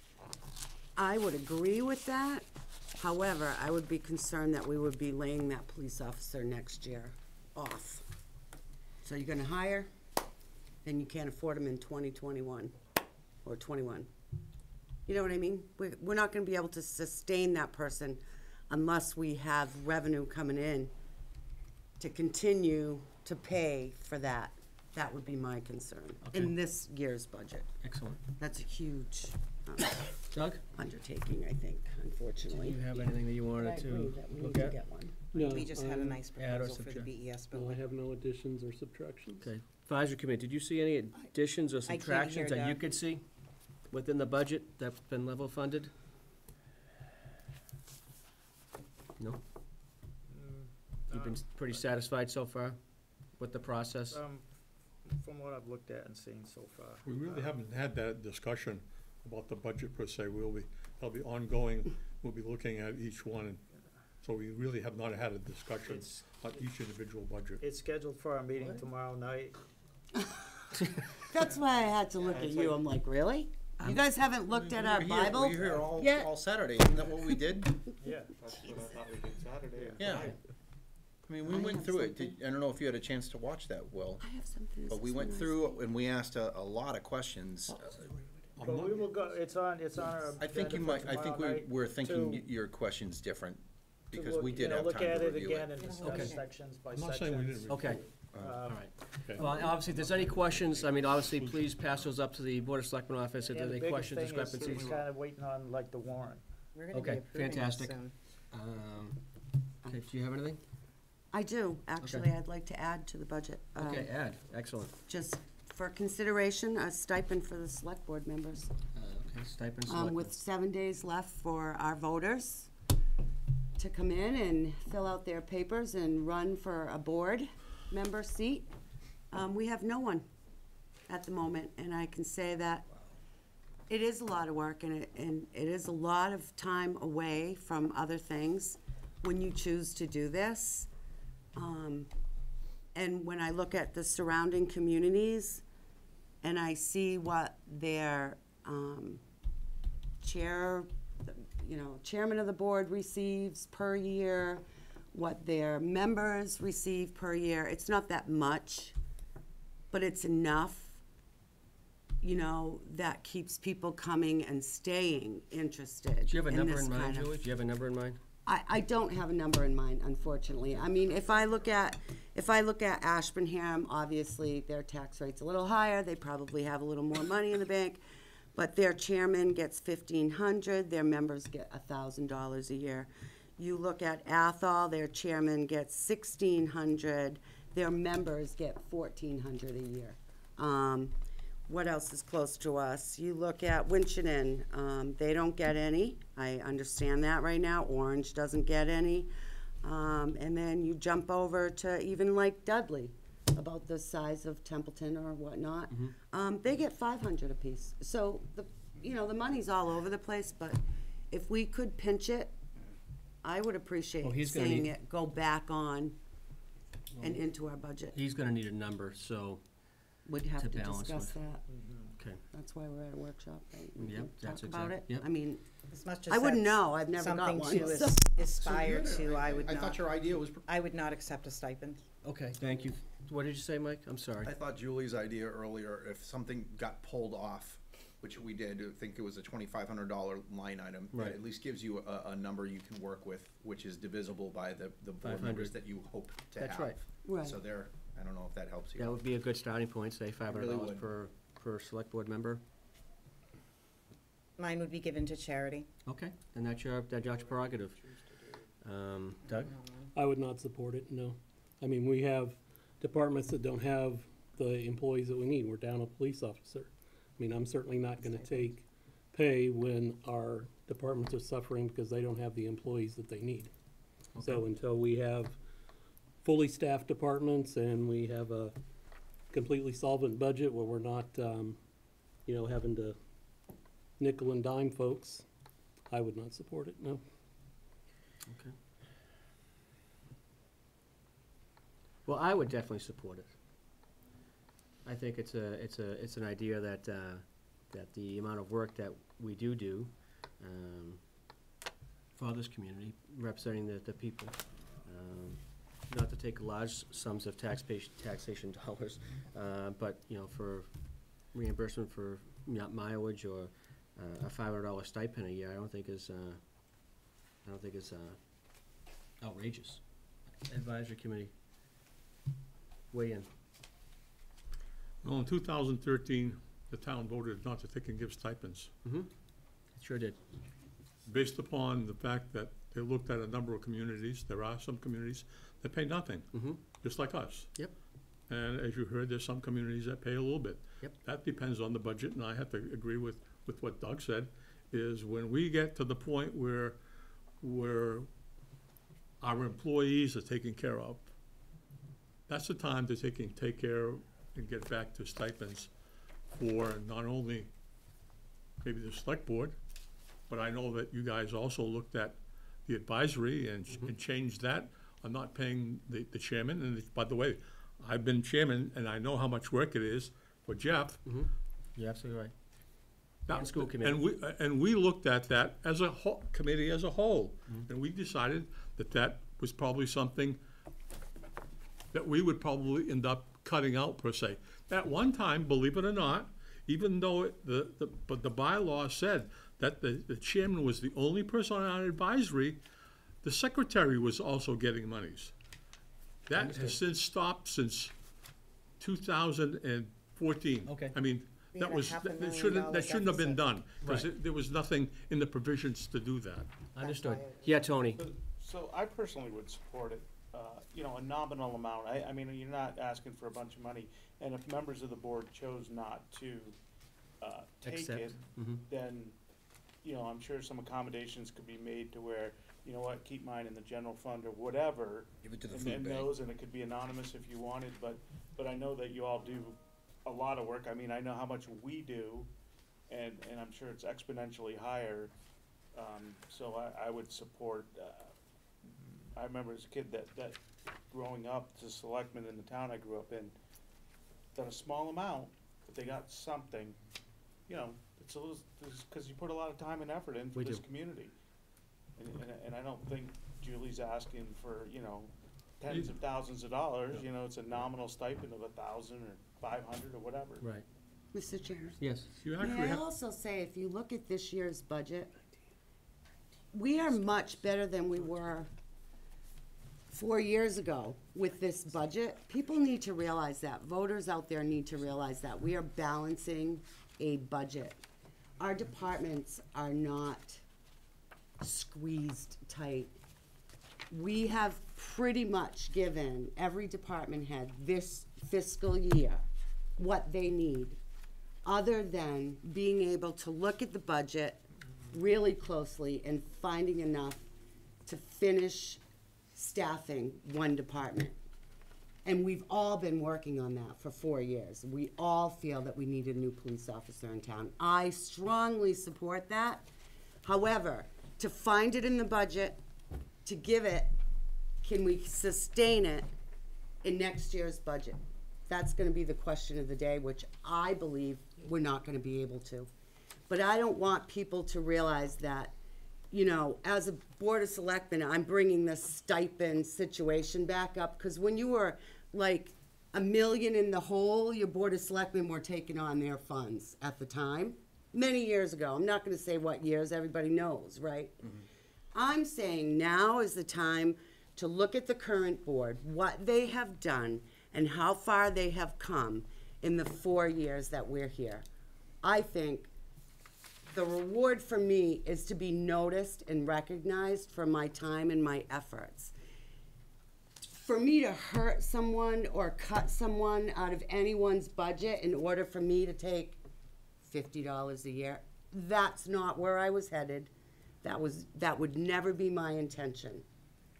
And if I got $50 for the next incoming year, I'm not hurting the fact that the police didn't get another full-time officer. That $50 was like changing somebody's back pocket, in my opinion.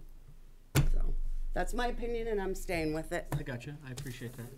Well, it's unfortunate that this Narragansett didn't come, because I wanted additional comments with them, because my feeling is that they're part of the community as well as the general fund.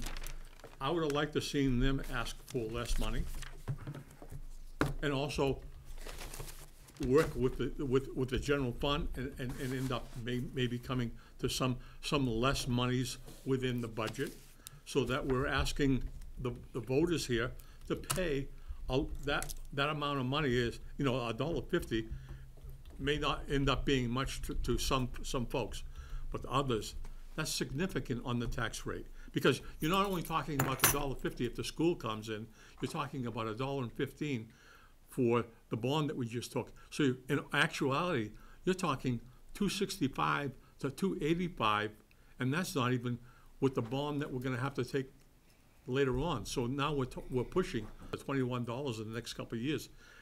We have, I mean, from my perspective as advisory, I have to look at the senior citizens, which represent 30% of this community, and try to balance that out with what can we support for our education as well as the town government. I mean, you know, we've got to take and end up balancing that.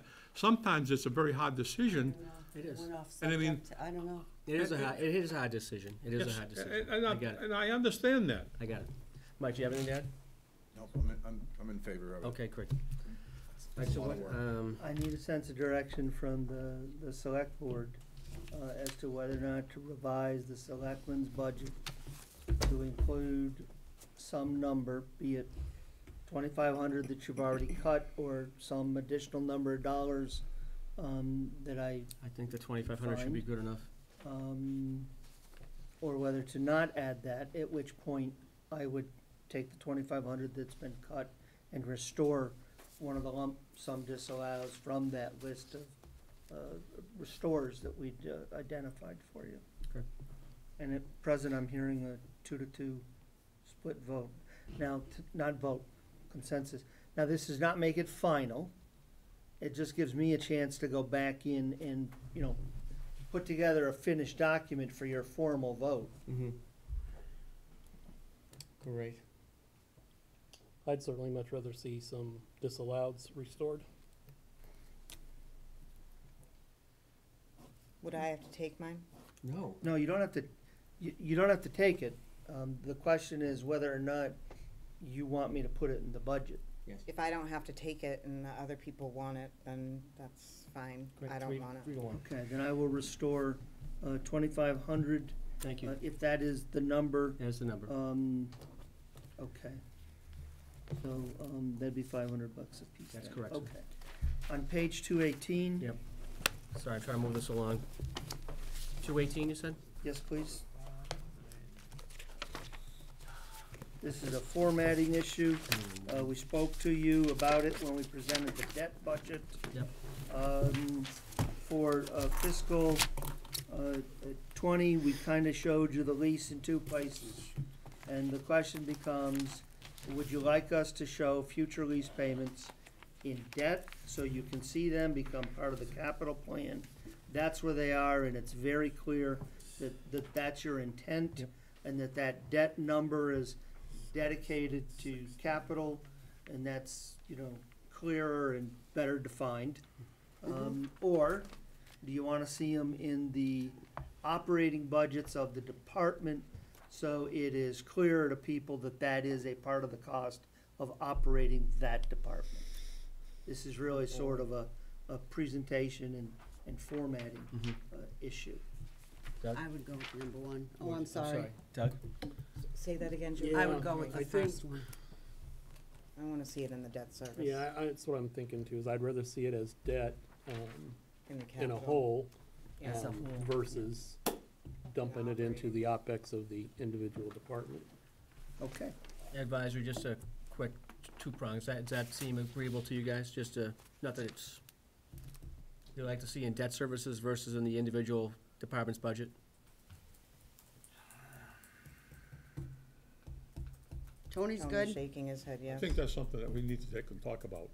Okay, you guys can More talk or about it. For less. right now, Have that's fun. it, right? On You guys the, can put that on your agenda? Budget is on the agenda. Understood. Thank you, sir. on capital, which is on page 230. Again, these are not final votes, it's just so I can polish this up and have a document for your action. I want you to know that we did get, thank you, Mike Curry, the estimate for the pavement plan at the sewage treatment plant. It's 40,000. We offered to spend some time looking at it, but I think they're comfortable with the number. So I wanted you to be aware that we will be reissuing this with the 40,000 on there, and that'll become a warrant article. The other two questions here. One is the street sign replacement program. We don't do it according to standard. Fortunately, you're no longer penalized up until, if I recall correctly, fiscal 14, they could actually withhold federal highway funding if you didn't meet that standard. They did withdraw that requirement. Over time, we should try to come up to standard. The 7,500, I guess the question is, do you want to get started on this? Because once we start, it's really it's something we need to keep going. Because ideally, we would have done this over 2 years. We just didn't have the funding available. And I don't want to include it if it's something you think you would drop next year or the year after. I wanna get started. Doug? Direction? Yeah, I mean,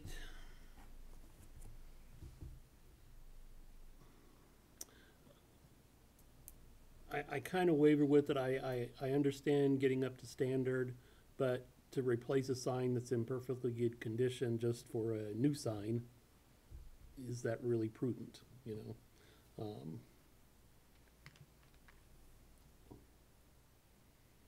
Have you seen a lot of new signs around that I haven't seen?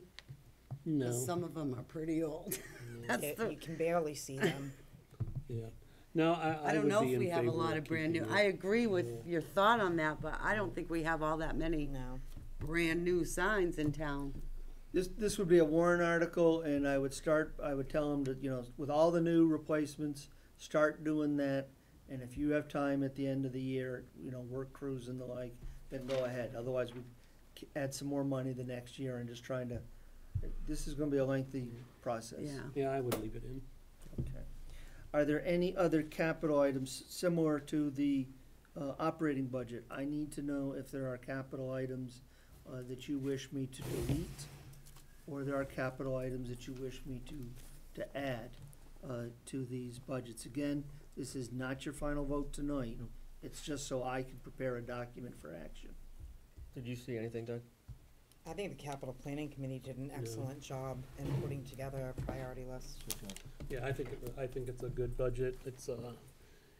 It spreads the dollars, Best capital budget we've had. over a lot of departments that need stuff. And because we've not funded capital very well for so long, it's getting really a lot of things that we need. And we'll see we will definitely see improvement and lower operating costs by doing several of these things. Excellent. So Thank I think it's a good plan. Julie? I think it's a good plan as well, but I did have a question that maybe you can just, get a little more information on. Sure. I wasn't really comfortable with a new SUV cruiser. A new cruiser for the police In department. terms of us needing one? Yeah, or- I'm just not sure if it's the reason why it's on there. I mean, did they not just receive 2 in the last year or so? I just want to get more facts on it, that's all. Other Sure. than that, everything else Adam, looks do you great. recall where the cruiser page is easily? Cruiser page is Yeah. further in, page, I recall from the meeting, Yeah. Chief Bennett said that essentially the Ford Cruisers Mhm. are not very good, they're not reliable, they break very Explorers are easily. falling apart. And, with, not a lot of miles on them and they're breaking already. And that's why they're looking, there's a couple other manufacturers that are coming out. They're looking outside of Ford, correct? Yes. So on page 270, 270. the vehicle that we're looking to replace had, as of the middle of February, bear in mind that a new cruiser wouldn't be here till October. How many vehicles do they have now? They have, in terms of our fleet, they have 7. And you replace 1 a year. And what happened, for instance, in 15 is you replaced 3 all at once. We got one this year, we got one last year. We're trying to get onto a rotation where you get 1 every year.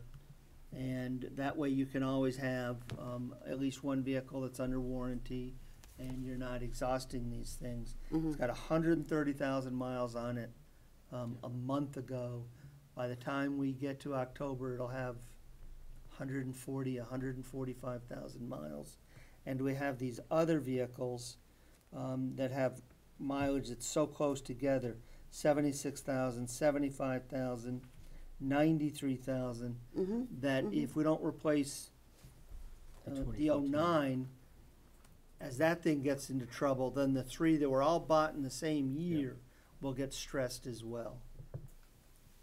So that's Maybe that's our why I reasoning. feel like there was so much, because there were 3 in 2015. Because you went so Did we long without not buying just anything. receive a gift from Light and Water, or correct me if I'm wrong? Did they not receive a vehicle from Light and Water? 3 years ago. 3 years ago. 3 Okay, years so ago. which vehicle is that? Is that on this list? That is the, I believe that's number 17. Then in 17, Okay. we bought a vehicle, number 27. In 18, we bought a vehicle. Okay. Okay. As it is, you're gonna I'll be. review this you're- more. you're- I- Yeah, I do please. get where you're going with it. But as it is, I think you're gonna be hard pressed to make it through till the full cycle can be put Right. into place. Yeah, regardless of the purchase. Okay. What's next? I've gotta find my list. Yes, it is. Sorry. Okay, so I would like to turn to everyone's attention, if I can please, to tab 10. I need to try to quickly burn through where we are in some of the warrant articles and give you some quick updates. Okay. So that if some things are just, you don't want anything to do with them, we can put our attention elsewhere. So starting on page 389, we have late bills, we have the fiscal operating budget amendments. Yeah. The snow and ice actually is holding up fairly well as of today. We were still modestly positive. So these numbers will tighten up as we get closer. The supplemental contributions to the reserve accounts, we distributed memos on that to you previously. This is if we'd known the free cash was gonna be $1.5 million and change, instead of the $1.3 million and change. These are the added amounts we would have contributed, so we'd like to stay consistent. Absolutely. And add this extra money. The consent agenda, no changes to the revolving funds. The school district, we're putting this up front because what we've done with the town meeting occurring before the election, the policy calls for us to put those questions up front so that people can be at the town meeting, can hear, can debate, and it's another way to get news out. That was one of the reasons that Doug had kind of pushed this along, so we can get the news out there. After talking with town council, 5 and 6 would be combined. I gotta get you final numbers. There's an odd $1 roll-up in the lovely Excel that doesn't show any of the pennies, but always make sure they're added in on the bottom line. The bylaws, town council's still feeling that the trench bylaw should stand by its own, the non-criminal disposition. Yep. The Ag Commission, we're gonna have to add an article to accept MGL 48L before we adopt the bylaw authorized by that statute. Gotcha. So we're dropping an article so far? We're actually, at the end, we're dropping one, Got it. adding one. Oh, okay, got it. Because technically you should adopt the statute before you adopt the bylaw that's allowed by the statute. The marijuana open container, the engine braking, the bylaws I talked with, right now, the town report, the town bylaws require that only committees having charge of the expenditure of town money have to report. So if you are a Baldwinville Elementary School or you're something else, you technically don't have to report. So what we'd like to do is change the bylaw so that everybody has to report, and then we'll have a corresponding change over in the veterans bylaw. Are there any, we've had them out there for a number of months now, are there any desired changes in the drafts of the standalone bylaw changes or of the codification?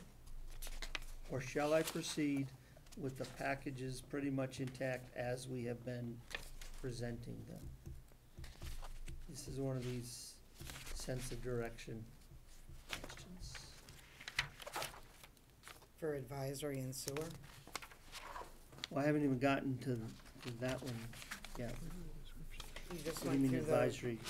you went Sewer. through the reports, and the next one is Article 13, Amending bylaws. amending bylaws for advisory and sewer. You Um, have a placeholder. So actually, there's nothing on the sewer there. So set aside Okay. Article 13 for a moment. I'll come back to that. Okay. Are there any instructions on the package we've been dealing with so far? No. Okay. Now, the advisory committee did send their thoughts. We've given that to everybody. They have a version, you have a version. Do you want to slate that for some joint conversations, or do you want to hold that for the fall? How do you want to proceed with that one? I'm sorry, I missed that. So, we had proposed change to the advisory committee's bylaw last spring. Mm-hmm.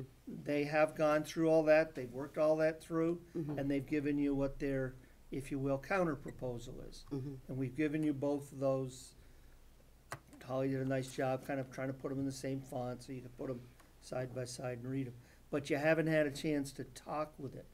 Do you want to set that aside for a special workshop Yes. where you finalize the reserve, or do you want me to try to do something with it in time to make it part of this warrant? Oh, I would like to get this. I want on to do here. something to get it in the warrant. I want it on the warrant. Which version? Or when do you want to give me instruction on which version you want to put in? At That the becomes next, the at the question. next board meeting. So the third, okay, we'll talk about some future dates then. The next board Okay. meeting is March 27th. So if Yeah, you're that gonna one's a do little that, loaded, Diane. I mean, if you have issues with what we wrote, we Loaded wanna that know one? that before your It would be the meeting, next one after that. so we could try to Okay, work the those next out. We tried to come up with something that was amiable to all groups. Mhm. I don't think We have to we get really this asked over for with. anything. Okay. It's, No, we spent a few We meetings. spent a few meetings on that, it. and it was not like it was 4-3 or nothing. It was pretty good Okay, understood. consensus. Would you be interested in meet with me? Just to go through it so I can see what your thought process is? Would that be something you would be willing to do? Get that, because I don't have that. You wanna come to an advisory meeting, or? I'll get it to you. Um, And it's in here. Can we just do like you and I I? haven't looked at this part yet. Is that something we can do? I have not made it to this part. Since we did I'll look have at it. a, No, But I- we can have a representative from each that's what I'm saying. board meet, Have a frickin' and committee. take notes, kick around, and then go back to our That's exactly right. respectives Yes, in discussion. that's what I'm That's saying. That what he way, was just asking. That's what I'm saying. mention that, don't mention that subcommittee thing, because then you have to. We No, didn't then we have mention to that, you post did. them. I didn't say, I didn't You say just anything. mentioned it. Will you not If a- mention it and we'll move if on? He a wants to meet with you and talk representative about it. meet Then we and- can kick it around. Then we can, What are then your we can present it differences, back to the additional It was boards, gonna okay? be Some of mentioned. us have So logs. It wasn't. I'm sorry. The direction that I have is, We ain't we're gonna gonna have a try to get subcommittee that meeting, sorted we're just gonna have through, representatives. so And it can bring be up part of the in work. another- That's all I needed to know Yes. tonight. Moving forward. Okay. If that's fine with, That's fine. Article 17, that's still in the works. There is a problem with the title coming into the town for one of the parcels. Mm-hmm. You can't prove, I'm not gonna get into the gory details. Town council is working with the state, as to whether or not we need to clear title with an eminent domain taking from ourselves, basically. We've passed over the 20 years. We gotta clean up the chain, Yep. or we can sell the state all of our right title and interest in properties believed to be, fill in the blanks. We just are waiting for an answer from the state as to which it is. Understood. So that might be an added warrant article to first clean up the title and then proceed to dispose of the lands. Okay. Okay? Article 18, real quick, you'll have a longer report in more detail on your agenda for Wednesday. The committee did a terrific job. They have a proposal to buy the building. Terrific reuse, great price, yada, yada, yada, but Excellent. it's gonna require some zoning work. Mhm. And we did meet with the town council, with Laurie from Development Services, from the property owners. We're really concerned there's not enough time to do this right between now and town meeting. That trying to rush it and jam it through is just not a great idea. So the vote we're putting in front of you next week, because we don't even know if you're gonna sign off on moving forward as a board. You do have the recommendation from the committee to do that. So what we came up with as a suggestion the other day was that we try to do this at the fall town meeting. Sounds good. So this would come off Okay. your agenda. You can add mine. The sewer department's operating budget, some deposits, the reserve accounts of the sewer fund. We'd asked them to make these deposits last fall, they did not want to. Please look at your financial management policy, the amendment there, because that would align them with what you're doing. But you need to be thinking between now and when we formally put this in front of you, whether or not you wanna deal with that. Sewer has a number of receivables, that they owe, they haven't paid us, and we need to either get paid or put a warrant article on, so that we can get paid. Okay. And then the issue of the collectibles, the collections.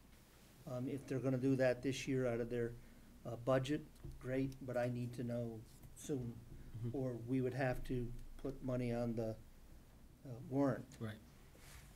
And assume that with a delay until late May, assuming it passed at the town meeting, that we wouldn't be able to make the transition until July 1 of 2020, which at this point is probably the most realistic Right. way to proceed, but I'm gonna need some direction on that.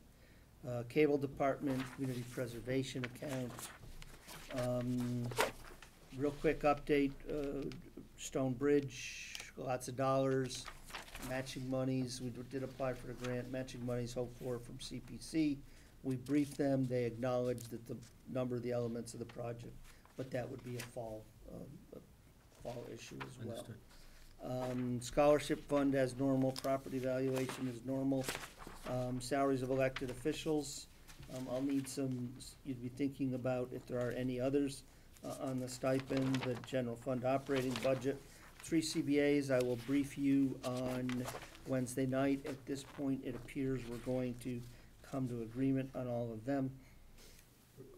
There is will be the supplemental request on the extraordinary inspections because of the school, and everything else is either capital or citizens petitions.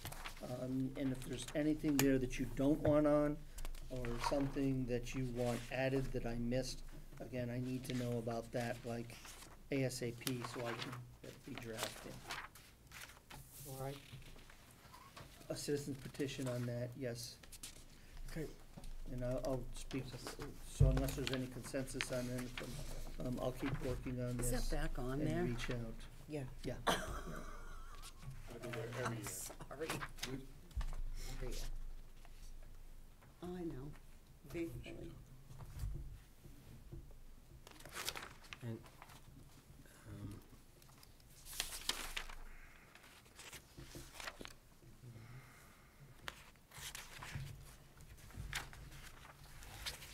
Article 38. Which one is that? Citizens petition. Citizens 400. petition? We can't do anything about that, can we? No. I mean, you can opine on them, but a citizen's petition is a citizen's petition. They've had 3 legal opinions, which explains their authority, and this has been going on since well over 2007. Each of the legal opinions from 3 separate authorities, including the Department of Revenue, have opined essentially the same. So my concern is gonna be this, I mean, this goes through this goes through on the floor, and just say let's just say that it passes, that the people vote for this, Article 38.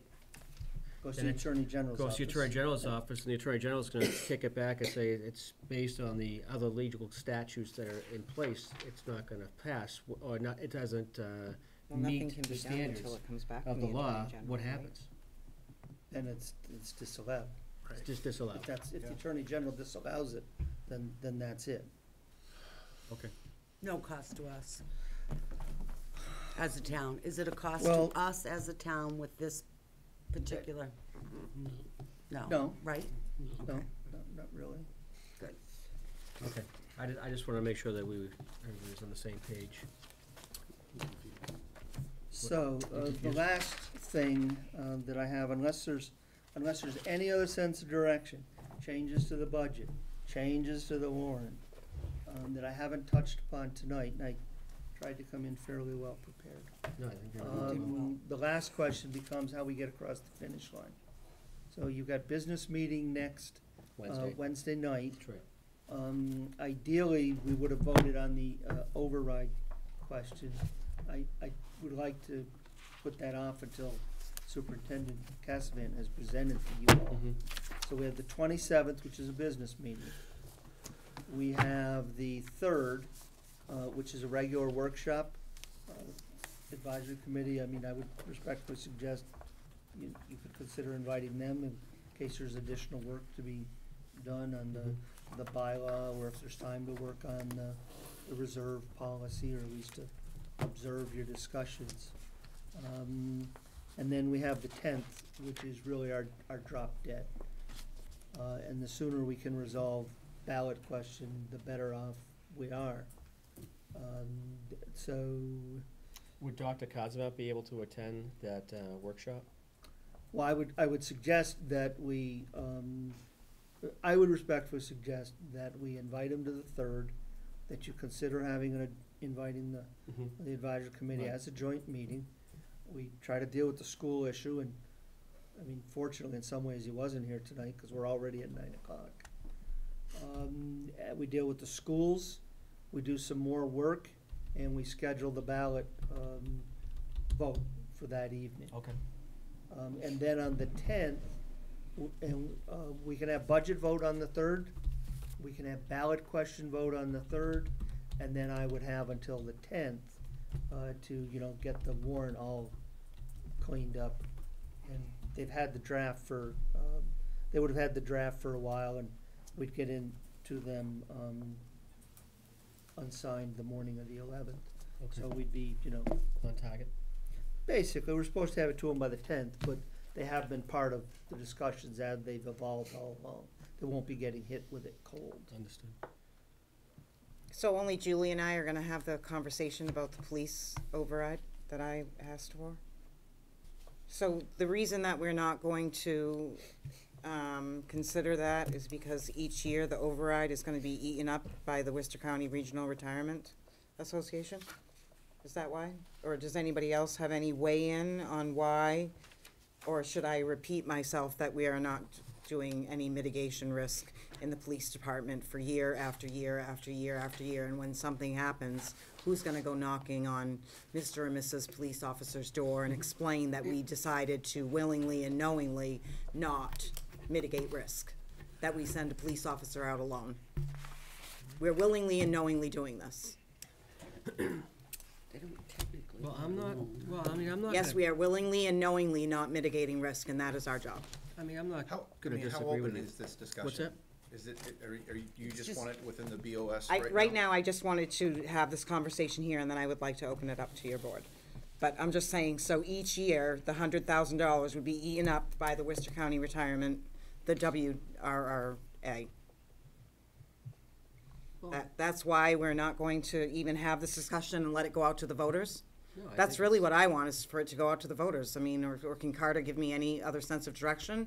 Because every year I've asked for a police officer, every single year. And that is the only thing I asked for in the budget this year, the only thing.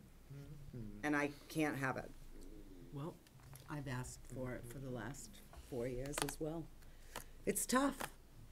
it's not just about finding the dollars up front for It's the department. maintaining. It's them also in maintaining the and future. sustaining, that budgetary responsibility for the next, we ran into this problem a few years back, and we had to do an override. This was, and they actually put the officer's name. I remember they actually put the officer's name actually out there, like, these were the officers that were gonna be cut if you didn't vote, and, yes, in favor of the override, and that did pass. I mean, that was, I think, the year that he did lose the one, I believe. But again, it's all about, coming up with a 2 and a 5 year financial, organizational, economical plan for the town moving forward. And of course I want to be safe. I think law enforcement, I think is huge. I think fire service is huge. I mean, fire service is still down 2 paramedics, full-time paramedics, they're down 2. And the police department's down 1 police officer. I mean, if I had the dollars in my hand right now anyways, I would give it to the fire And I department. don't wanna hear whether or not you have the dollars. And the fire department, I'm not talking about the fire department.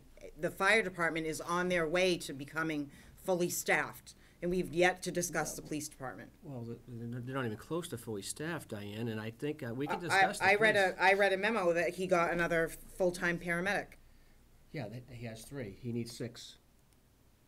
overtime.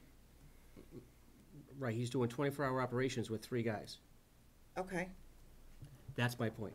So. And we're sending a police officer out alone. Yes, and we're, Alone. and we're sending paramedics We out don't there send out to, paramedics alone. No, usually police go with them.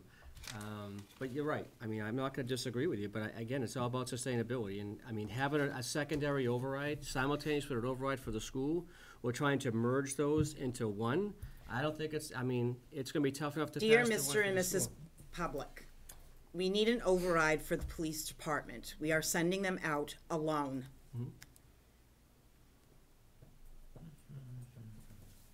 Why don't we let the voters decide? It's the legislative body who decides, not the Board of Selectmen. We decide what goes on the warrant. But there's no sustainability plan. Say again? There's no sustainability plan. Do we have a long-term plan? Do you have, or we have as a body, a long-term plan? The Baldwinville Elementary School Committee will be presenting you with the sale of a building.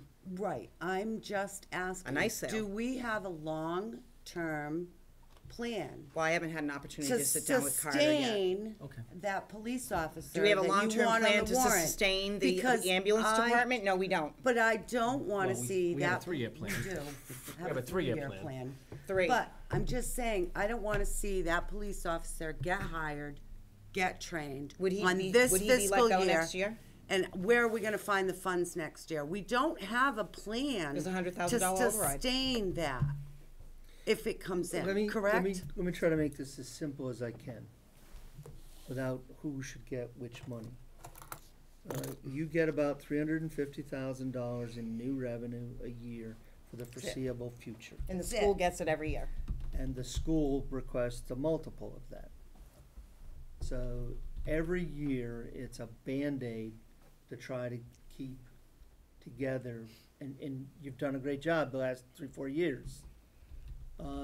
We can put together some financial projections, including what we might get out of Baldwinville. Because Baldwinville, yes, you're gonna get some cash, but that really goes to free cash and capital, but there's a 5-year revenue stream that comes out of that also. So for the third, between now and the third, we can put together a very quick and dirty 5-year revenue and expense projection. It's not gonna be real fancy. Have Okay. some basic assumptions on it, and have that in front of you For the 3rd? for the third. Okay, great. We'll probably be bringing it in that night. Okay.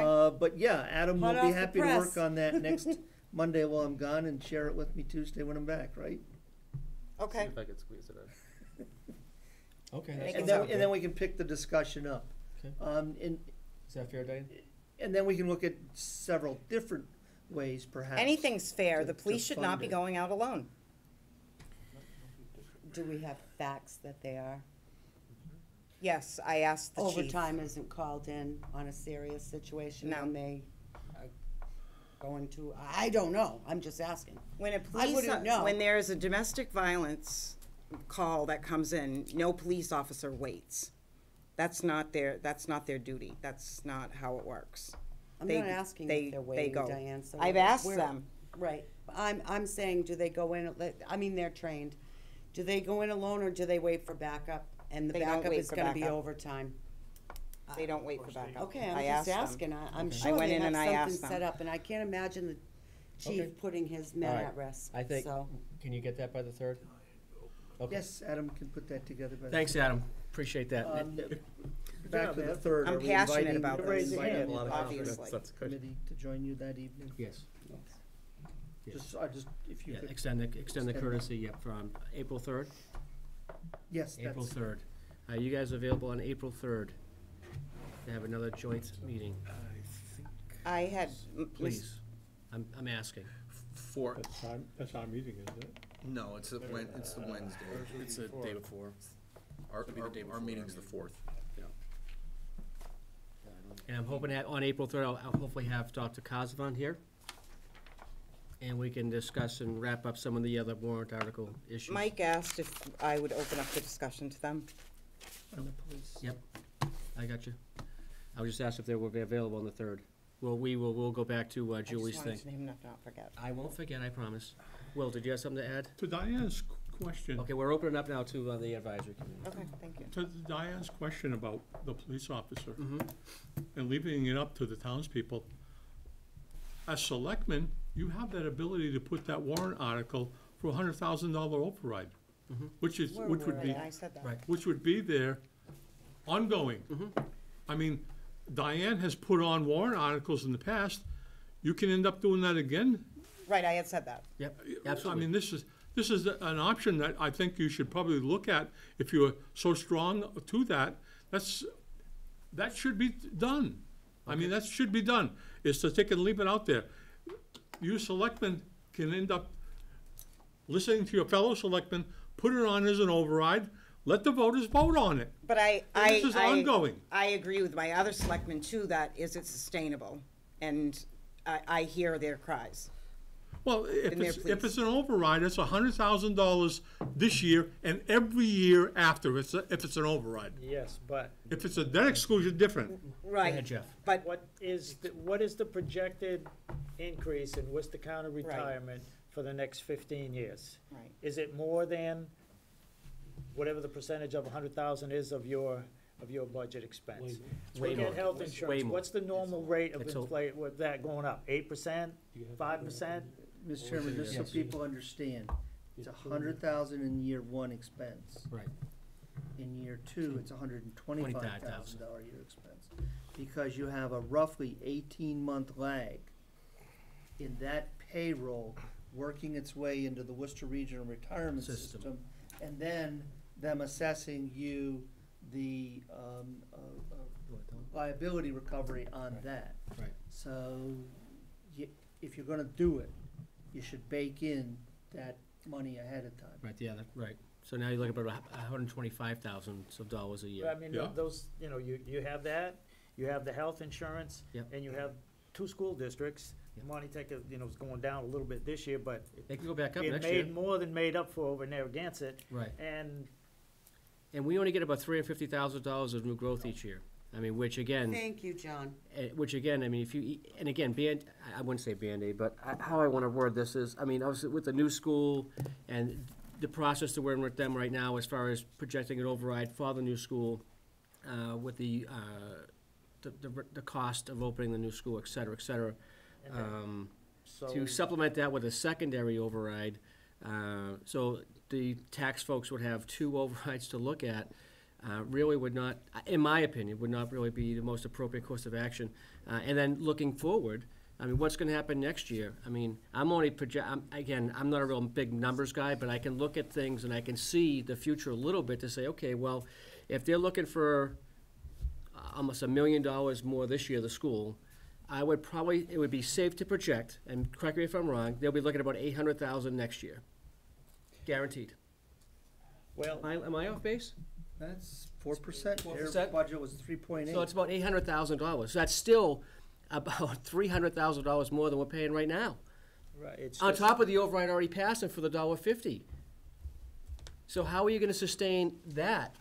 Have another override next year? We need to bring in revenue. You know, We have no You revenue have in to this choose to town. do business in a different way, and that's not gonna be done between now and town No, meeting. and we're doing I mean, literally, I think both boards are doing the best it can within the resources that it has. But it's just not the 100,000 that you need this year, because Right. the health insurance and the retirement, Right, if you look at page 228 of Gonna the go up. budget book, it has the projection for the Worcester County retirement. because the What the 100,000 for increases an are gonna override be. would go to a police It officer would. this year, but the following year, it's in the general fund. It is. And So if the it's gonna school, get eaten up. and it potentially would be eaten up, depending on what the needs of the Narragansett Regional School District would be. You know, our partners here. And that's where we would end up. And that's why, it's so hard to look at these decisions and say, okay, well, what are we supposed to do? What's the best course of action? I don't wanna set this town up for failure by saying, okay, let's find $100,000 this year, knowing the fact we're gonna need $125,000 next year, knowing the fact that the regional school district's gonna be at least $800,000 plus or minus dollars next year, which is still almost $300,000 more than we're paying right now. On top of the $1 million that we just added this year, well, 2019. Maybe it's a Did the school maybe tell it's a us that this management year when issue. they were Have sitting fewer right police here? officers on during the day and move. I'm just them to guesstimating on the areas. That's what you 4%. need to do. I mean, I'm just, Well, did they tell us that when they Nope. were sitting here? no. Well, No. they should've. No, I mean, it's like when they put the new employees up, they had the salaries up there, but they didn't attach the benefits to it. So yeah, the employee cost $70,000, but why don't you add another $40,000 to that with benefits? So it's not just $70,000. This is why I'm staying on the advisory committee. Thanks, Jeff. I appreciate that. Yes, Mike? All right. You don't have it, I think going for the override is gonna be tough. But how does Diane get her police officer? We cut in other departments, again. You That's gotta how move- Diane would you get can't her police Carter, over the past couple of years, has done an excellent job squeezing blood from the stone, pulling it here, meals tax, otherwise. And, he pledged to do the same kind of thing to try and find what he could. But it's going to be a big rock decision.